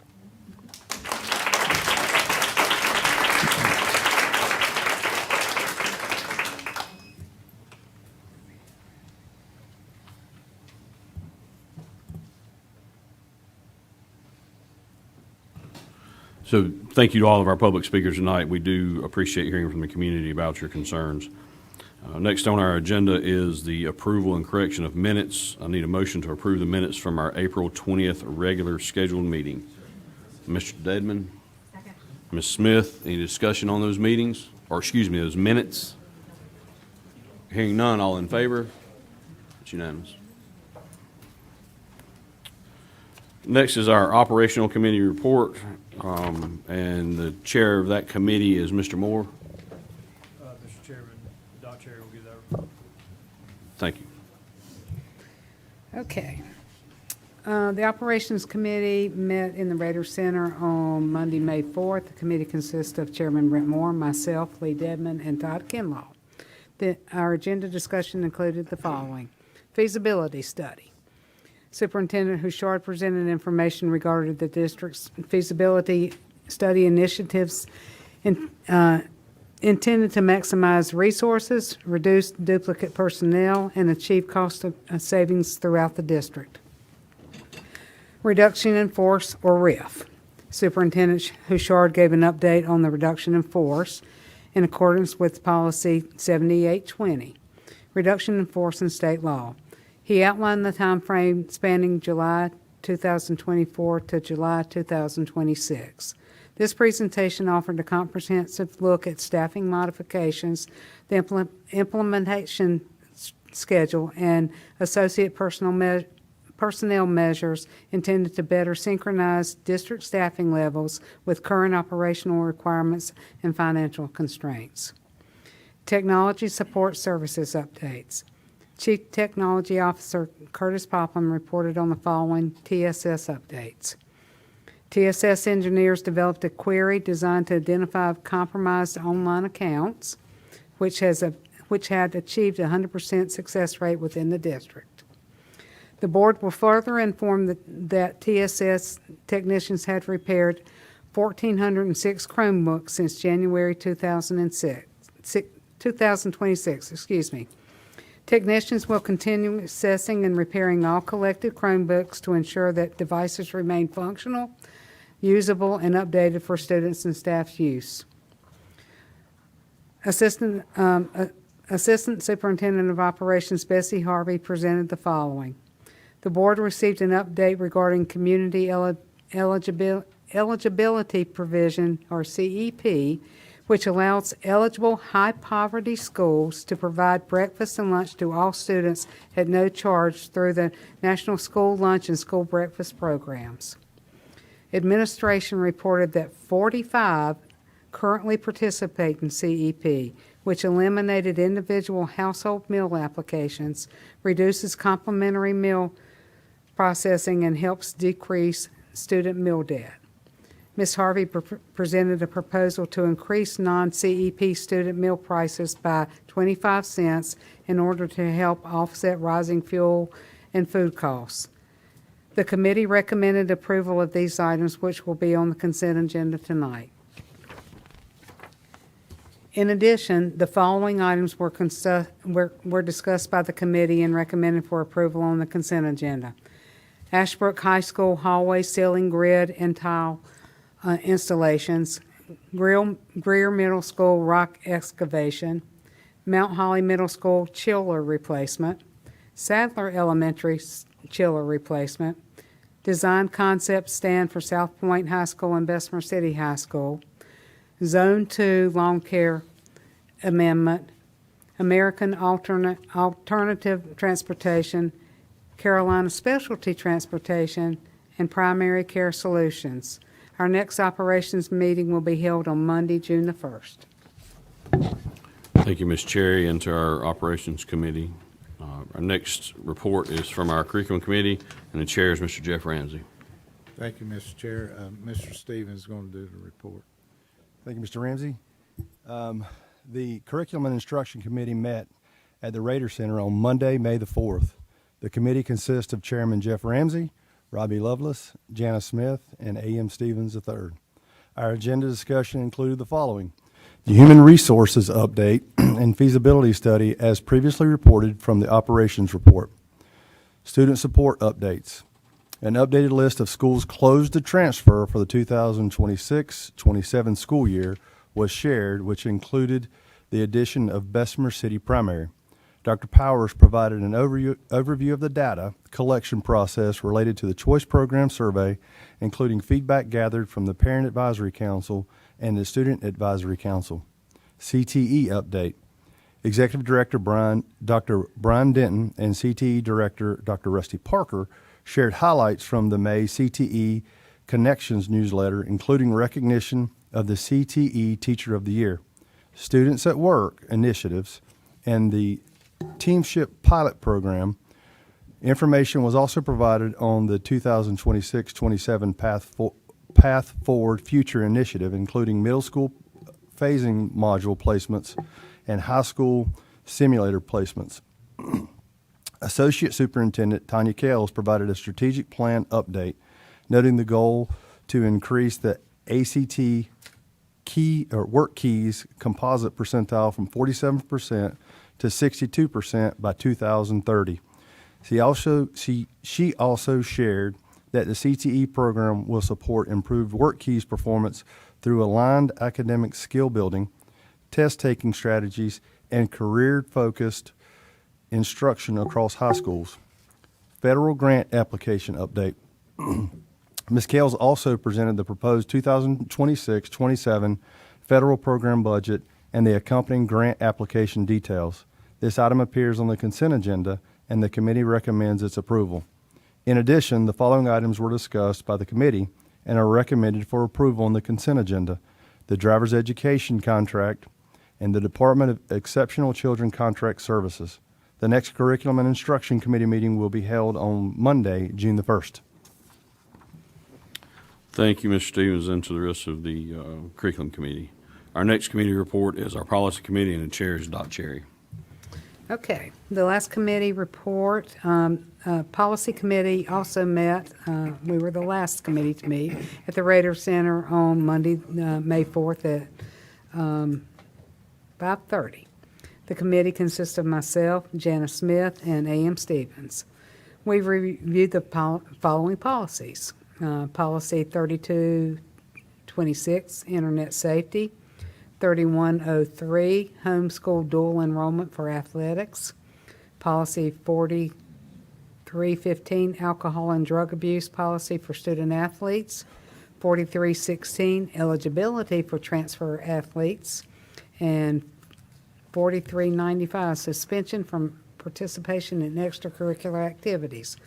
We also reviewed policy revisions prompted by the North Carolina School Boards Association, and they included 2350 board meeting agendas, 2360 parliamentary procedure, 3430 school improvement plans, 4010 equal education opportunities, 4200 school safety, and 3230 technology responsible use. Several of these policies will be on the consent agenda tonight by the committee for revision for the full board. And our next meeting is Monday, June the 1st, excuse me. And that's our reports. Thank you, Ms. Cherry. Our next item on the agenda is the 26-27 Gaston County Schools budget update from Dr. Houchard, and this is an informational item only. Good evening, Chairman Crisp and Board of Education members. It's good to be with you all this evening, and thank you for allowing me the time to review our ongoing reduction in force process and a current budget update. I'd like to begin with reminding everyone just how big we are. We are the 9th largest school district in the state with approximately 31,000 students. We are the 2nd largest employer in the county with roughly 3,800 employees, and we service 56 schools comprised of 5.1 million square feet and have several central office locations. We are a large organization whose day starts at 5:30 in the morning with transportation and does not end most days until the last traveling team or club returns home later in the evening from whatever event or competition they are taking part in. Not your traditional business hours. Our days are long and full of responsibility. As an overview, I wanted to share our total reduction in force from July of 2024 through July of 2026, which is the start of next school year. So far, we have cut 47 central office positions, which makes up over 19.5% of our total positions. We have also cut 243 school-level positions, which compromises about 7% of the total numbers. To break it down for the last 2 years, for the 25-26 school year, we cut a total of 103 positions and had to implement a hiring freeze and eventually a spending freeze, and that was last year. For the 26-27 school year, which actually begins July 1st, we've had to cut an additional 184 positions and will continue to maintain a hiring freeze for all central office positions except the 3 which we've listed there. These make up the positions I mentioned earlier for total reduction of force for July 2024 through this year of July of 26. I want to briefly mention specifics with each division with both central office and school level positions that we have had to cut. For central office, I will start with the academic service teams with a total of 11 cut positions. With communications, we cut 1.5 positions and 3 from finance. 2 positions from human resource and 1.5 from my office. Technology has 4 plus 11 digital facilitators for a total of 15. Sorry, there's a slide behind there. And then operations. The operations team has 5 positions in total that we have had to cut. And Dr. Powers and the Student Support Service team has 8 in total. These position cuts with central services makes the work we do even more difficult. The work and services that these 47 employees did every day still needs to be done. Others are constantly adding to their workload by absorbing the work previously done by these positions, and for that, I am thankful to them. For this school year, beginning in July, we have had to cut a total of 174 school-level positions. For teachers, we riffed 33 total and offered the 29 in good standing other teaching positions. Of the 29, 27 were placed and 2 declined. We also had 4 that did not have a clear license to teach and they did not receive any offers. We had 53 EPI teachers. Of those 53, 45 were at the end of their contract, so they could not or were not renewed, and we had 8 that were riffed. And we had 16 teachers who were non-renewals for low performance. 4 of our digital learning facilitators were placed as teachers, and 4 interviewed and were placed in ATR positions or as instructional coaches at some of our innovative and Title I schools. 5 teacher assistants were riffed, and all 5 were placed. 4 clerical and custodial positions were riffed, and all 4 were placed. For any of our school counselors and media specialists who had teaching licenses, they were offered positions. With school counselors, we had to riff 24, and 1 was placed as a counselor due to retirement, and 4 were offered teaching positions because they held teaching licenses. 2 of the 4 have accepted. 12 media specialists were riffed, and 5 remain on the list for media specialists.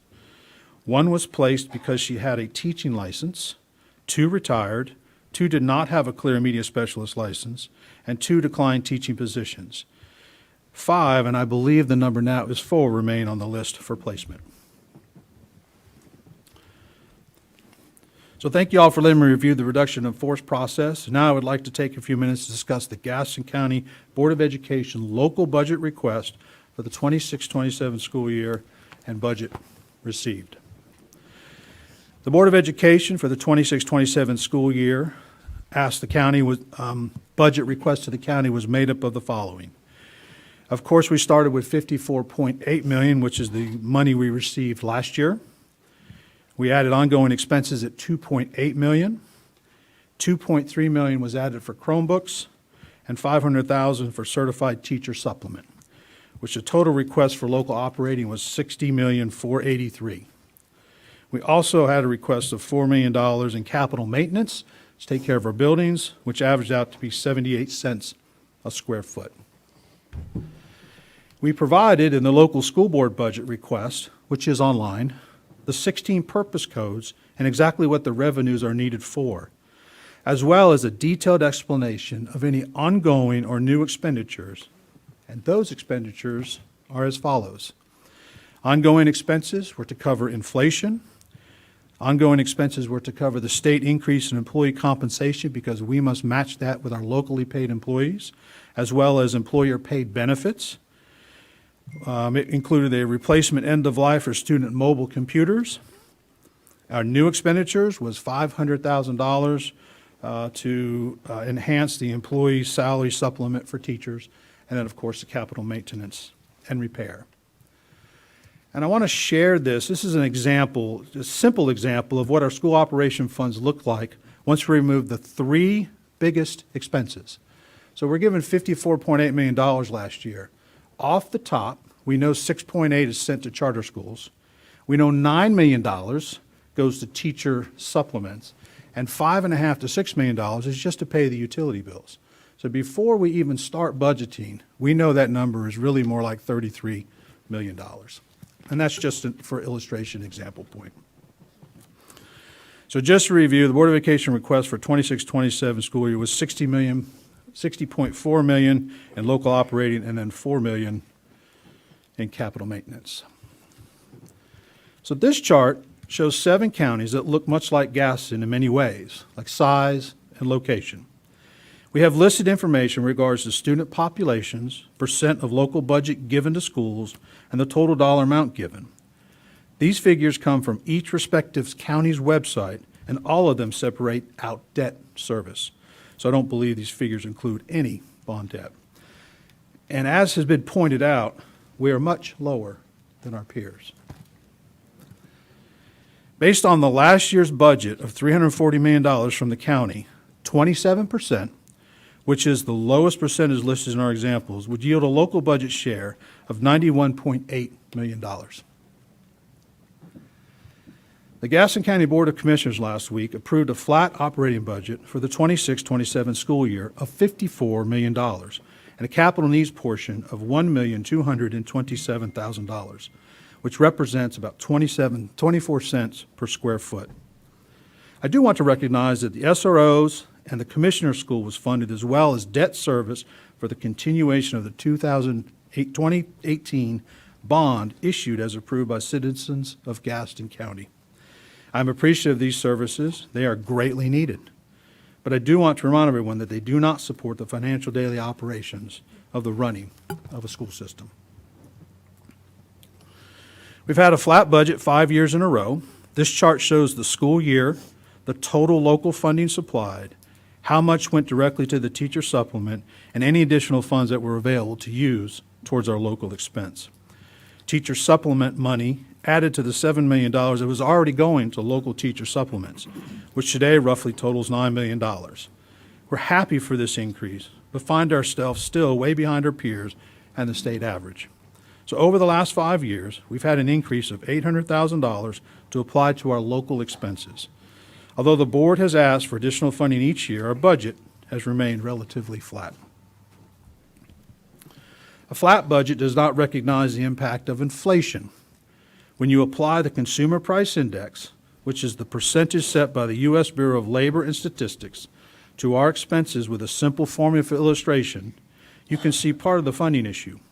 When we look at each year and the cumulative effect, it adds up. It adds up to $11 million more just for the 2024 school year to cover inflation and the cost of doing business regarding payroll and contracts. Gaston County Schools has had a flat budget since the 2021 school year for operations. A local flat budget means another year without being able to refresh student computers. Another flat budget means cutting 75 more positions because we have no way to cover inflation, raises in state pay, and benefits and retirement, and we fall further behind with our teacher supplement. A flat budget is certainly not what's best for children of Gaston County. I am hopeful that the recommendation from the county commissioners to work together to find a solution will yield more needed local funding. We started work last week and will continue this week, and I will certainly keep the board updated with any progress made. We will also continue to work with our state elected officials to look hard at the current funding formulas for public education. Public schools are the backbone of a true democratic society and must be supported by all to be successful. Mr. Chairman and board members, thank you for the time to discuss this important matter, and I'm hopeful we can make progress on working with the county and state officials as we work to continuously improve Gaston County schools. Thank you, Dr. Shard. Any comments from the board? Any questions? Mr. Ramsey? Thank you, Mr. Chairman, and thank you, Dr. Hushar, for your budget update. First of all, we hear your voices, and we thank you for those voices. I want to recognize our teachers, our staff, our parents, even our students, and our community for advocating to invest more in education funding in Gaston County schools. I think we all can agree if we all work together with our community, our Board of Education, and the Board of Commissioners, we can make Gaston County schools stronger by investing more in education. As we all know, we go through challenges times in life, and usually it makes you stronger at the end, and I pray that happens here.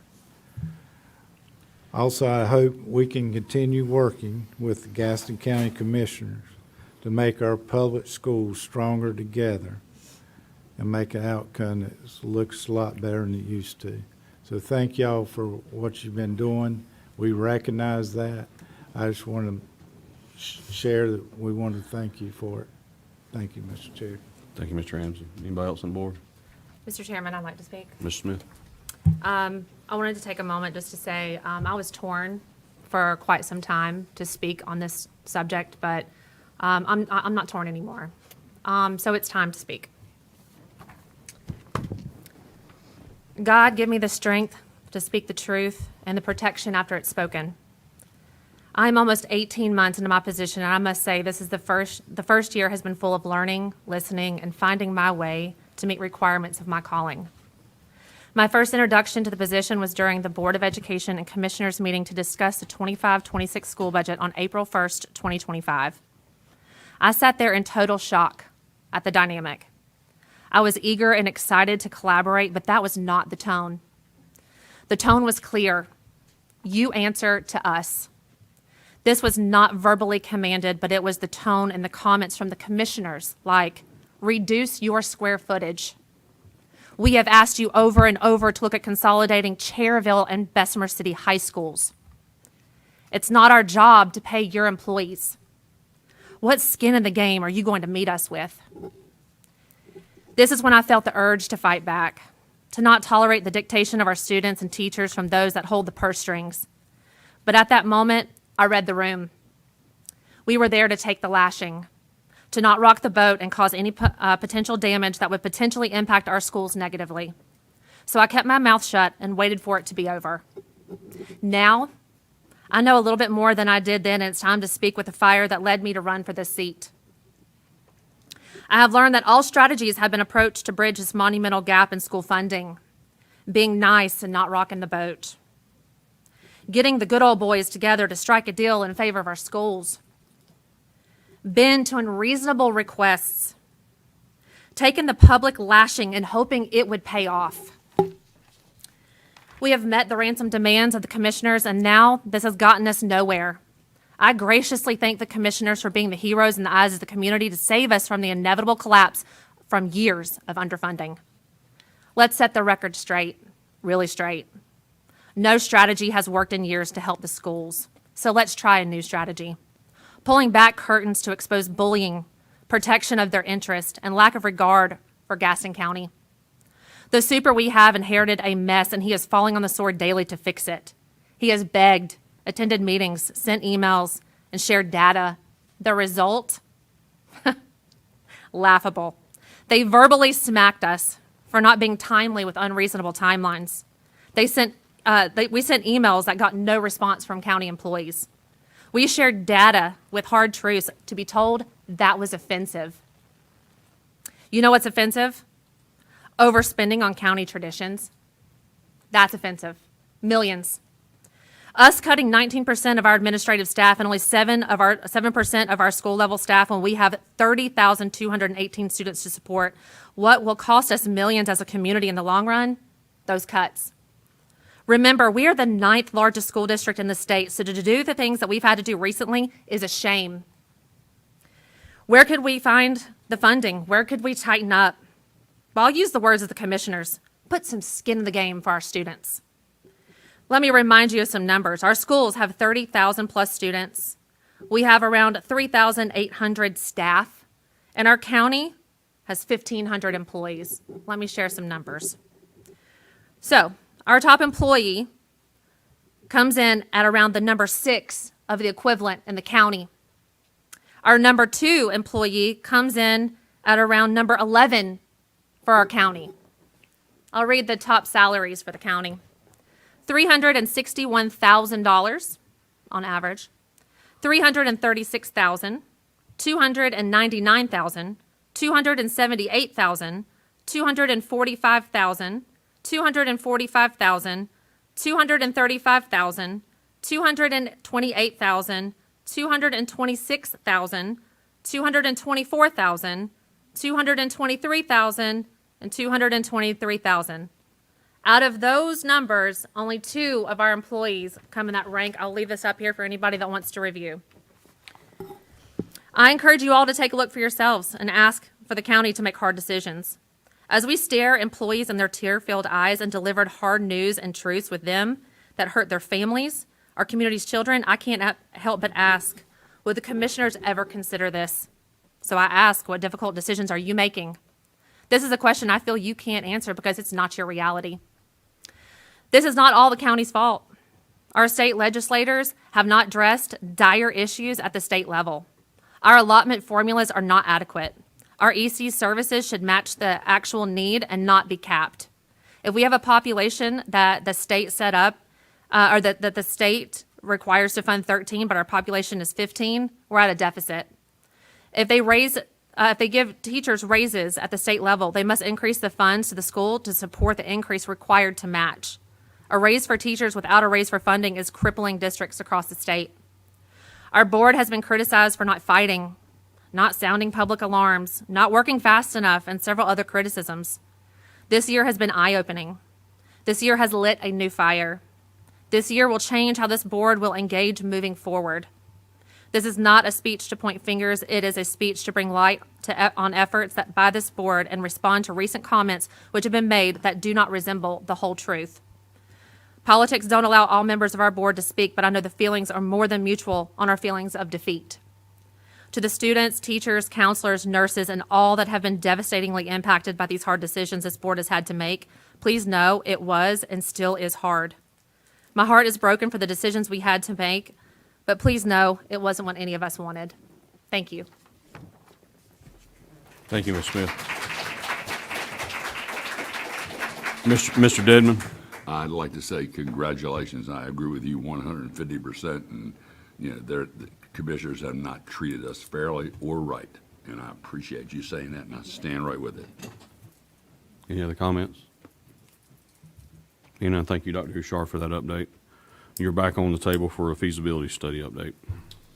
And again, this is an informational item, and there will be no action taken tonight. Thank you, Mr. Chris. This evening, I'd like to share with you a presentation outlining the feasibility study and possible options. All the information has been placed on our webpage as well for viewing. This evening, I'll be sharing information on Gaston Early Colleges, Gaston Virtual Academy, W. Blaine Dean Intermediate. As a reminder, consolidation work we are doing with the early colleges and the virtual academy do not require board action. Any changes to Beam Intermediate will require a board recommendation and action. By sharing resources at our early colleges, we feel we can continue to deliver high-quality, specialized academic programming and enhance educational opportunities while realizing a cost savings of over $120,000 per year. As well, we will continue to review this consolidation for additional cost savings and educational opportunities. The consolidation of Gaston Virtual Academy is designed to enhance instructional quality, strengthen staff collaboration, and ensure consistent delivery of curriculum across grade levels. With this consolidation, we feel the district can provide a more comprehensive educational experience while maintaining the flexibility and strengths of a virtual model. GVA Elementary School will be housed at McCadville Elementary School and GVA Secondary at Stuart Kramer High School. Overall, this consolidation supports operational efficiency, academic consistency, and we hope to improve student outcomes while ensuring a smooth and supportive transition for students, staff, and families. We have estimated that initially there will be a cost savings of $50,000 per year. And I do want to say, more than money, we are also having the teachers who now will be able to work in a much more supportive environment and learning community. We will start this consolidation process at the close of this school year, and will continue to update the board with our progress as we move forward. To consider any change at WB Beam Intermediate, a board recommendation action will be required because this actually involves the closing of a school. I have a few slides on the process and timeline, followed by the findings of a feasibility study and potential options. First, we are being guided in the work with General Statute 115C-72 entitled Consolidation of District and Discontinuance of Schools. This legislation gives you, the board, the authority to close and combine schools as you deem necessary. The general statute has a few requirements that I have summarized for discussion here. General Statute 115C-72 requires a thorough study of school closings or consolidation, having in mind the welfare of the students to be affected, geographic conditions, we must anticipate increase or decrease in school enrollment. Is there an inconvenience or hardship that might result? Cost of providing additional school facilities, and then the school board must provide a public hearing. We're also referring to the work that has been done previously in Gaston County with regards to Rhine and Forest Heights Elementary School. This board went through the process of closing schools previously, and will use that information and lessons from that as we move forward. With the demographic study provided by Cropper GIS, we have a prediction of future student populations for all of our schools. Capacity in our Cherryville Elementary and middle schools remains relatively flat for the next 4 years, with capacities next year at Cherryville Elementary School at 68% and John Chavis Middle School at 63%. And I want to have a side note here that we not only do we use information provided in forecasting by Cropper GIS, we also know how many students are in our school currently, and we know what students will move from second grade to third grade, third to fourth, and so on. These capacity numbers stay flat in Cherryville Elementary grades levels through 2035. We are given student population numbers 10 years out, but know that we must reevaluate every 5 years. And again, this is just a planning document, and we only use numbers 5 years out or less. And we see the same trend with the middle and high schools in Cherryville, with a relatively flat student population through 2035. And I know this sheet has given some confusion, so I will explain it afterwards. But this is a consolidated look at all the schools in Cherryville with predicted growth for 5 and 10 years out. We see an increase at Cherryville High School with the 5-year prediction as this larger group of students, which is now 4th and 5th grade, moves through Chavis Middle School. All other schools decline in growth for 5 and 10-year predictions. This chart is data from our most current data as well as Cropper GIS. So data up until 2027 is ours for the most part. Beyond 2027 is forecasting by Cropper GIS. With a consolidation to a K4 or K5 model, there will be less student transitions to support stronger academic momentum, continuous intervention planning, and supports.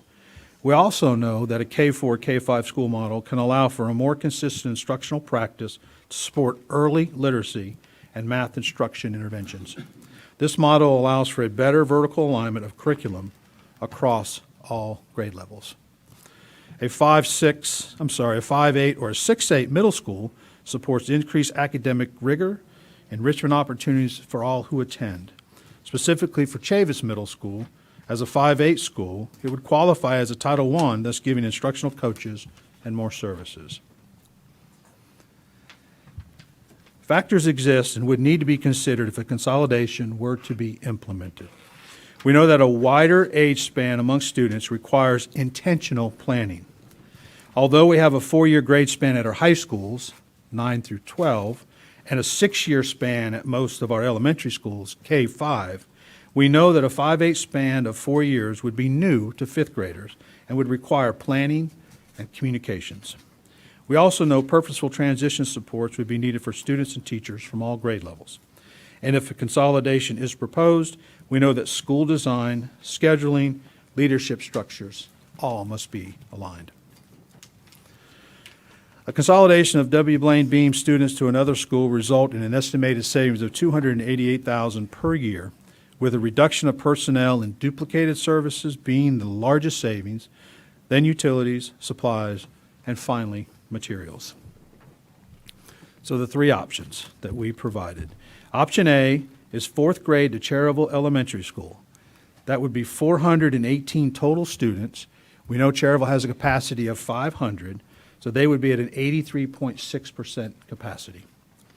5th grade to John Chavis Middle School would give them 462 total students. They have a capacity of 619. Their percentage would be 74.6. So that's option A.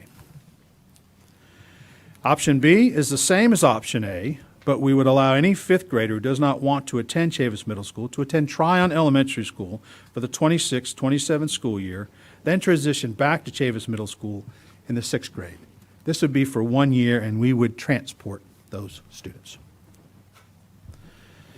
Option C is 4th and 5th grade to Cherryville Elementary, with pre-kindergarten being relocated to Tryon Elementary School. That would give a projected 501 students with a capacity of 500 at Cherryville Elementary School. So it'd be 100% capacity. No different from 7 other schools that currently and have for years operated at 100% capacity. We would have to relocate 22 pre-kindergarten students to Tryon Elementary School, and there is space available there. And we know that student populations decrease in lower grades, and future attendance lines can be adjusted in next year's study as needed.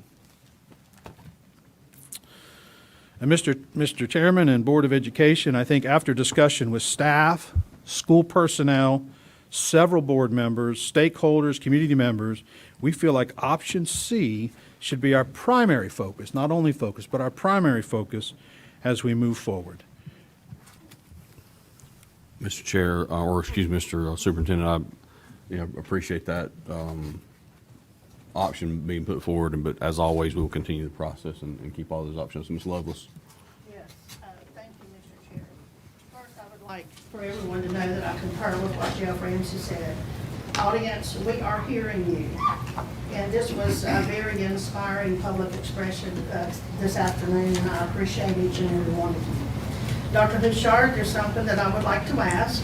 During the Operations Committee, 2 weeks ago, I was not there, but I had the opportunity to watch what was taped from Wise News Network, and I really do appreciate that. And you went over the options A, B, and C, and there was a few minutes of discussion, and then you did mention that there was an option D, to do nothing. And that was also discussed just briefly during the curriculum committee that I did attend. And there again, there was no slide on it, but there was a brief mention of option D, which is to do nothing. So I would like for the people of Cherryville who have been so attentive to these board meetings, and I really appreciate your time coming here, to know that there actually is still an option D. Is that correct? There was an option D in that televised newscast, as well as what you told us in the curriculum meeting. So Ms. Lovelace, if I can, I can't close or open schools. Only the board can do that. Okay. So, there can be options through Z if we want to. We could bring Tryon Elementary School into the fold. So I never had an option D, but I think it was mentioned. No, And you did mention it. If you'll go back and listen to Well, the I- Wise News Network, But it's in there. but coming from you. yes, ma'am, but this board can do whatever they choose to. I know this. So- And I was hoping that we could have a conclusion just instead of kicking the can down the road tonight. But I don't think there's any need to bring it up tonight because I need at least 5 people who are in agreement tonight for various reasons, because the board, our county commissioners, I think, want to still meet with us and give us some more money. And I think our board members want to see how much more money we are going to receive. I did a little calculation too. I think this has been a big smokescreen about closing the Cherryville schools because no one is seeming to remember that we had a $10 million deficit. I think if we could have taken the man hours that have been dedicated to this feasibility study for being intermediate to be consolidated with possibly 1 or 2 schools, that if we had taken those man hours, maybe we could have found out what happened to that $10 million. And I also want to know, since you've given the financial report tonight, how much are we paying Cropper, GIS? I can't tell you that amount right now. I do know they have been paid in full and they are no longer on it. We paid them for a service when this board elected to study lines last year. Right. Ma'am, I can't recall that, but I can get that, If you certainly. get that number, I just wonder how much money we're saving there. And also, as far as supplies and materials, I was told by a teacher at being that there's not 4 copiers that are being leased. There's actually 3, a risograph and a copier that does copy in black and white in print, as well as just a copier that copies. So I know you were saying we'll save $10,000 in copy machines, so I think we need to correct that a little bit. But I did a little bit of math calculation. Let's just say, for example, we can't include the SRO because that $50,000 or an approximate amount of $50,000. comes from a grant for elementary SROs, correct? Okay, then if these 2 classes of students are sent to the elementary school, well, that's going to put the number up there a little over 500 students, and that would denote an additional AP. So we can take the amount of money that we would not need another principal, but we would need a salary for an assistant principal. And if we don't do that, I'm sorry, Principal Black is going to have too much on her plate to run a school the way we hope the school will continue to be run, because she has done an exceptional job. And 5.5 years ago, when I came to this board, Dr. Huchard, you were in operations at that time. And I had some things written down, and Audrey Hopus, Dr. Hopus's wife, was the principal there then.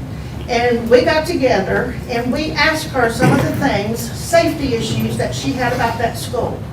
One of the things, unlike many other elementary schools, we do not have the fencing. And I think she said she was at Holbrook when that was done. Maybe it wasn't Holbrook, I'll have to ask Aubrey. She was. Okay, I think that was it. And another issue that is really disturbing to me are the windows at this school. Many of those windows open inward, and heaven forbid, if there were a disaster where those children had to be taken out of that building via the windows, we could lose a large amount of life as that result. And I came to you asking for 5.5 years ago, I had it written down, I should have made a copy, if we could change the windows at Cherryville Elementary, and I'm still waiting on the broken windows to be changed at Cherryville High School. And the other one thing that I simply asked for was handrails at the steps at Rudisill Stadium.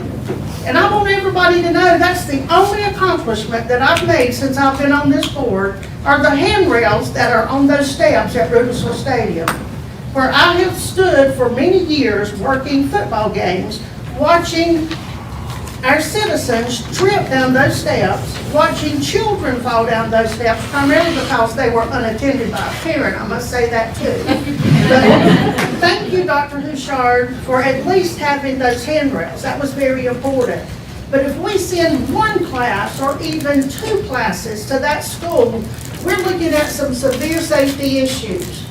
And I don't know if a lot of people understand how some of those, there's a section of that school that's not as old as some of the school. And there's a section where you have to go through a classroom to get to another classroom. And I'm sure you walked through all of that. If I have an elementary teacher here, you may want to help me on that one. It's been a while since I investigated that. But option C is not going to be a great answer either. But I want everybody to know that you did talk about option D, and I want the people in Cherryville especially, and all throughout Gaston County to know this. If we were talking about closing the small school in McCaddenville, a wonderful school, they have lost, I think, their counselor, maybe their librarian. I have read the letters from 2 young students who go to that school, and I answered that, and one of them was a little Lillian, and the other one was a boy, I don't remember. Okay, exactly. They're highly concerned. I would definitely, as a board member, if your school were closing, I would listen to every single person who came and gave their public expression to the board, as well as listen and read and appreciate all of the emails. But I do want everybody in Gaston County to know this. There is not a single one of these 9 board members who woke up one morning and said, I want to close Bean Elementary in Cherryville. That didn't come from the board. We're given options that we have to vote on. It did not come from these 9 people sitting here. And I want to tell you one darn thing. I'm tired of this board taking the blame for everything that happens in Gaston County schools. I'm tired of it. And I'm with Jana on what she said about the county commissioners. But what our board has to understand is this. We are not employed by Gaston County schools. We are employed by our constituents. We voters put us in this chair for us to not just balance a budget, but to look at that budget and see, is this money being used the way it should be used? Folks, I taught school for 40 years. The last 35 was at Cherville High School. And all of these years, I saw expenditures after expenditures go by the wayside. What about Forest Heights High School? Well, it was an elementary school. 3 years ago, it was turned into a wonderful CTE program where students would be bused there and do these simulators. Great. But Dr. Cherry and I, we were asking all of the questions. This is when Dr. Laws was our interim superintendent. We were asking the questions about students being bused there. Look at all of the time, the instructional time they're going to lose from their home school by going there. So that were not able to go and utilize that space. Now, those simulators are being shipped out to the schools, which is good. And the CTE program is coming alive again. But folks, with that building, we're going to be sending some TRC people there because TRC is full of asbestos, and we need to take care of all of our employees. Yes, they need a better place, a healthy place to work in. But how much is that going to cost to send them there? Probably as much as, I'm not in construction, so I don't know. We'd have to ask you, Mr. Moore. I mean, it's going to be some money. Here we are trying to save money at Cherryville Beam Intermediate School. But we're going to be spending money at Forest Heights to protect, which we should do, the health of our employees.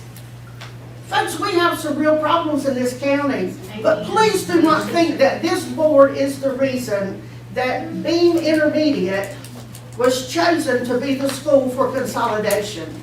I was at that meeting that Janet was referring to. And yes, our commissioners made the comment about consolidation and gave Cherryville and Bessemer City High School as an example.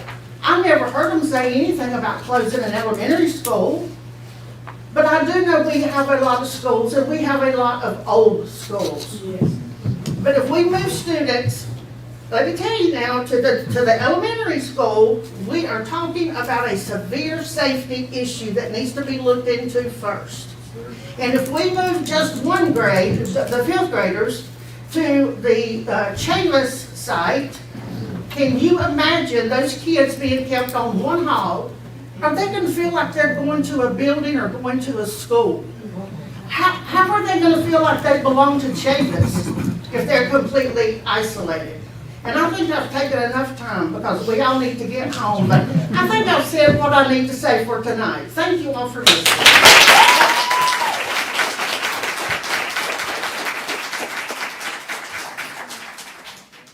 Thank you, Ms. Lothis. Any other board member? Dr. Richard? Well, unless further advised, we will look at all options continue. We will have a primary focus on option C, and we will work on getting a public hearing on the docket for the week, sometime the week of June 8th through 12th, if that works. I think we have an obligation to see the process through and make sure we understand the feasibility of it all. And I'll work with you, Mr. Chair, on matters moving forward as well. Thank you. Next item on our agenda is our consent agenda. Do I have a motion to approve the consent agenda? Mr. Dedman, Mr. Stevens on the second. Any discussion on the consent agenda? Hearing none, all in favor? That's unanimous.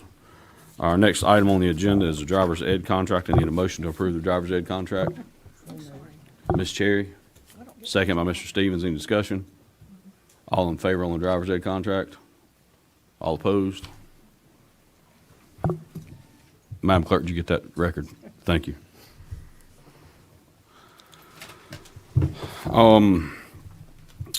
As we finish tonight, we'll turn it back over to Dr. Huchard for his final comments of the evening.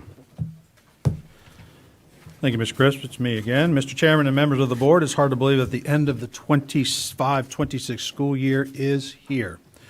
Wednesday is the last day of school for students, and we want to thank everyone in Gaston County Schools family for giving us a productive and successful year.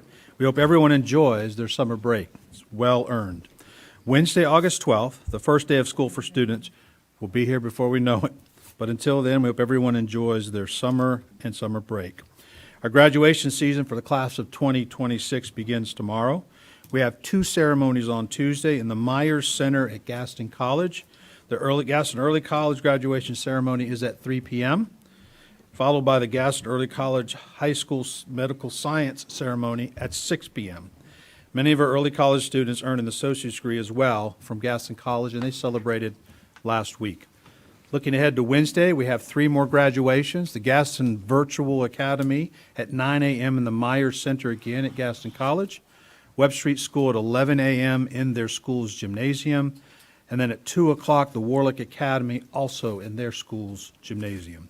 Then on Friday evening at 6 p.m., we'll have over 2,000 graduates, the class of 2026, at our 10 traditional high schools for graduation ceremonies there. This Thursday, Gaston County Schools will recognize a special group of students during a signing ceremony that reflects the growing career pathways for students. 5 students will sign letters of intent with local employers such as Tyndall Ford and GSM Services. This is similar to athletic signing. These agreements mark their commitment to begin employment after graduation.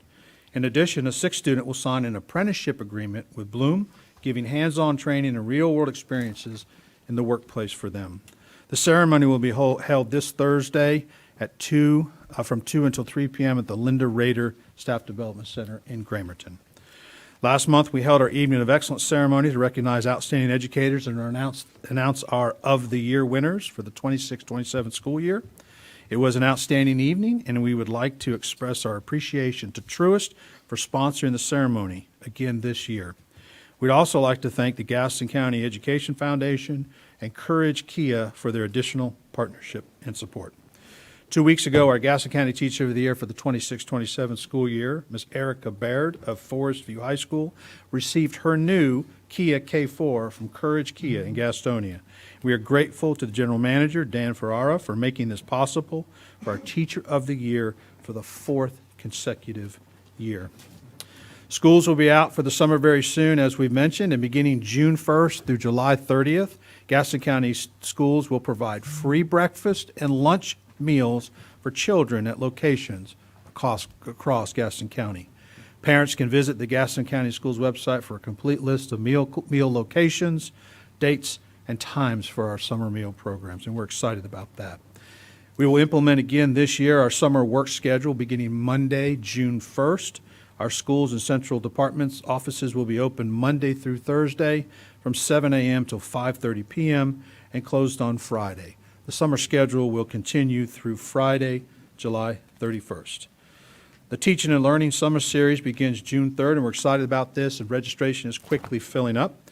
This summer session gives educators across the district flexibility and to engage in professional learning opportunities. Sessions feature a variety of topics, hands-on activities, and convenient Wednesday meeting times. Employees should check their email for information about how to register. We want to remind everyone that Memorial Day is next Monday, May 25th, and our school offices and central office buildings will be closed as it is a holiday for all employees. Finally, Mr. Chairman, I would like to take a moment to personally recognize Mr. Tom Ninsetti, our Chief of Staff. He will be retiring in a couple weeks after 24 years of service to Gaston County Schools. Tom has over 33 years of experience working in many capacities and began his career at Gaston College in 1993.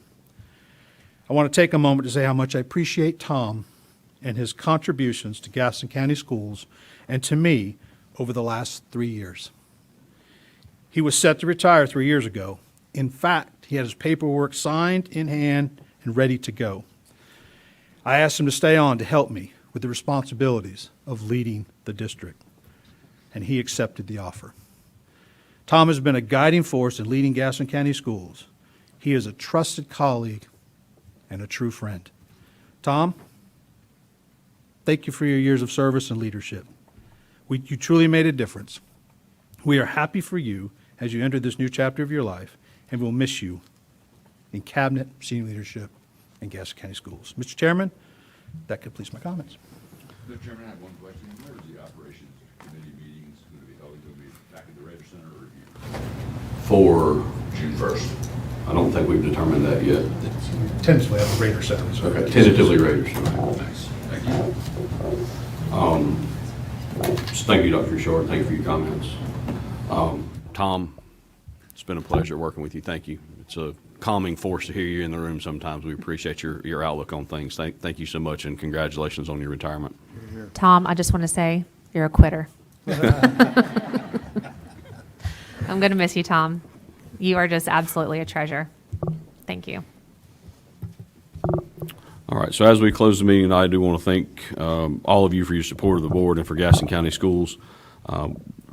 Offer a sincere congratulations to all of our 2026 graduates. We look forward to celebrating with you at our district ceremonies in the next coming days. It is always a joy for us to see those smiling faces walk across the stage. It's probably one of the highlights of our year, and we do appreciate all the hard work that goes into that. And we hope everyone has a refreshing and relaxing summer as much as you can. Thank you for all you do for the school system. Our next regular board meeting will be held on June 15th, 2026. Our committee meetings in July will be canceled. And our July 20th meeting, which we have traditionally canceled, I would ask that you please keep that on your schedule. There's a very high likelihood we will need that meeting on July 20th, so please keep that on your schedule. And we'll make proper notifications as that comes forward. As we close tonight, we do need a closed session. Ms. Cherry? Thank you, Mr. Chair. Make a motion that we go into closed session under North Carolina General Statute 143-318.11A3 and 6 for consultation with attorney and personnel. You have a motion to go into closed session? Mr. Stevens? Ms. Smith? Any discussion on the closed session? All in favor? We are in closed session. Take a minute, a few of us.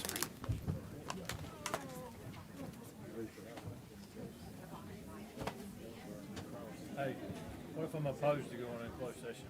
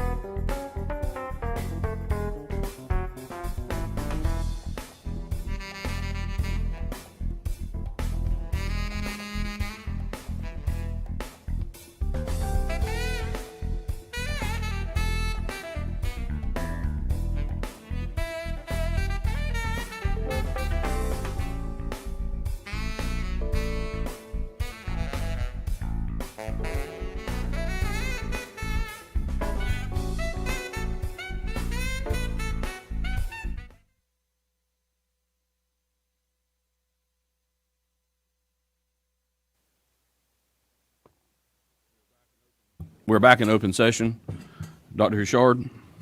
Mr. Chairman, I'd like to recommend to the board a 2-year contract for Brittany Beckham, administrative, as well as a 2-year contract for Molly Tesner, administrative. Ms. Cherry on the motion, Mr. Moore on the second. Any discussion on those contracts? Hearing none, all in favor?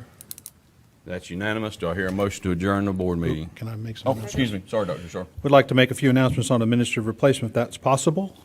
For Bessemer, ahead of you. I'm sorry? So I was getting ahead of you. Sorry. Yep. For Bessemer City High School, it will become an innovative school in the second cohort. Mr. Josh Bromley will be the principal at Bessemer City High School for next year.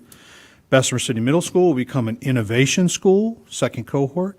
Kim Reese will transfer to from Pinewood to Bessemer City Middle School. GVA at Stuart Cramer High School will be Dr. Rebecca Wilson for 1 year. Make that transition with Jessica Steiner starting in the 27-28 school year, if things work out. And Brittany Beckham to Belmont Middle School, and Molly Tesner to Pinewood Elementary School. Thank you, Dr. Huchard, and sorry for jumping ahead of you there. Motion to adjourn.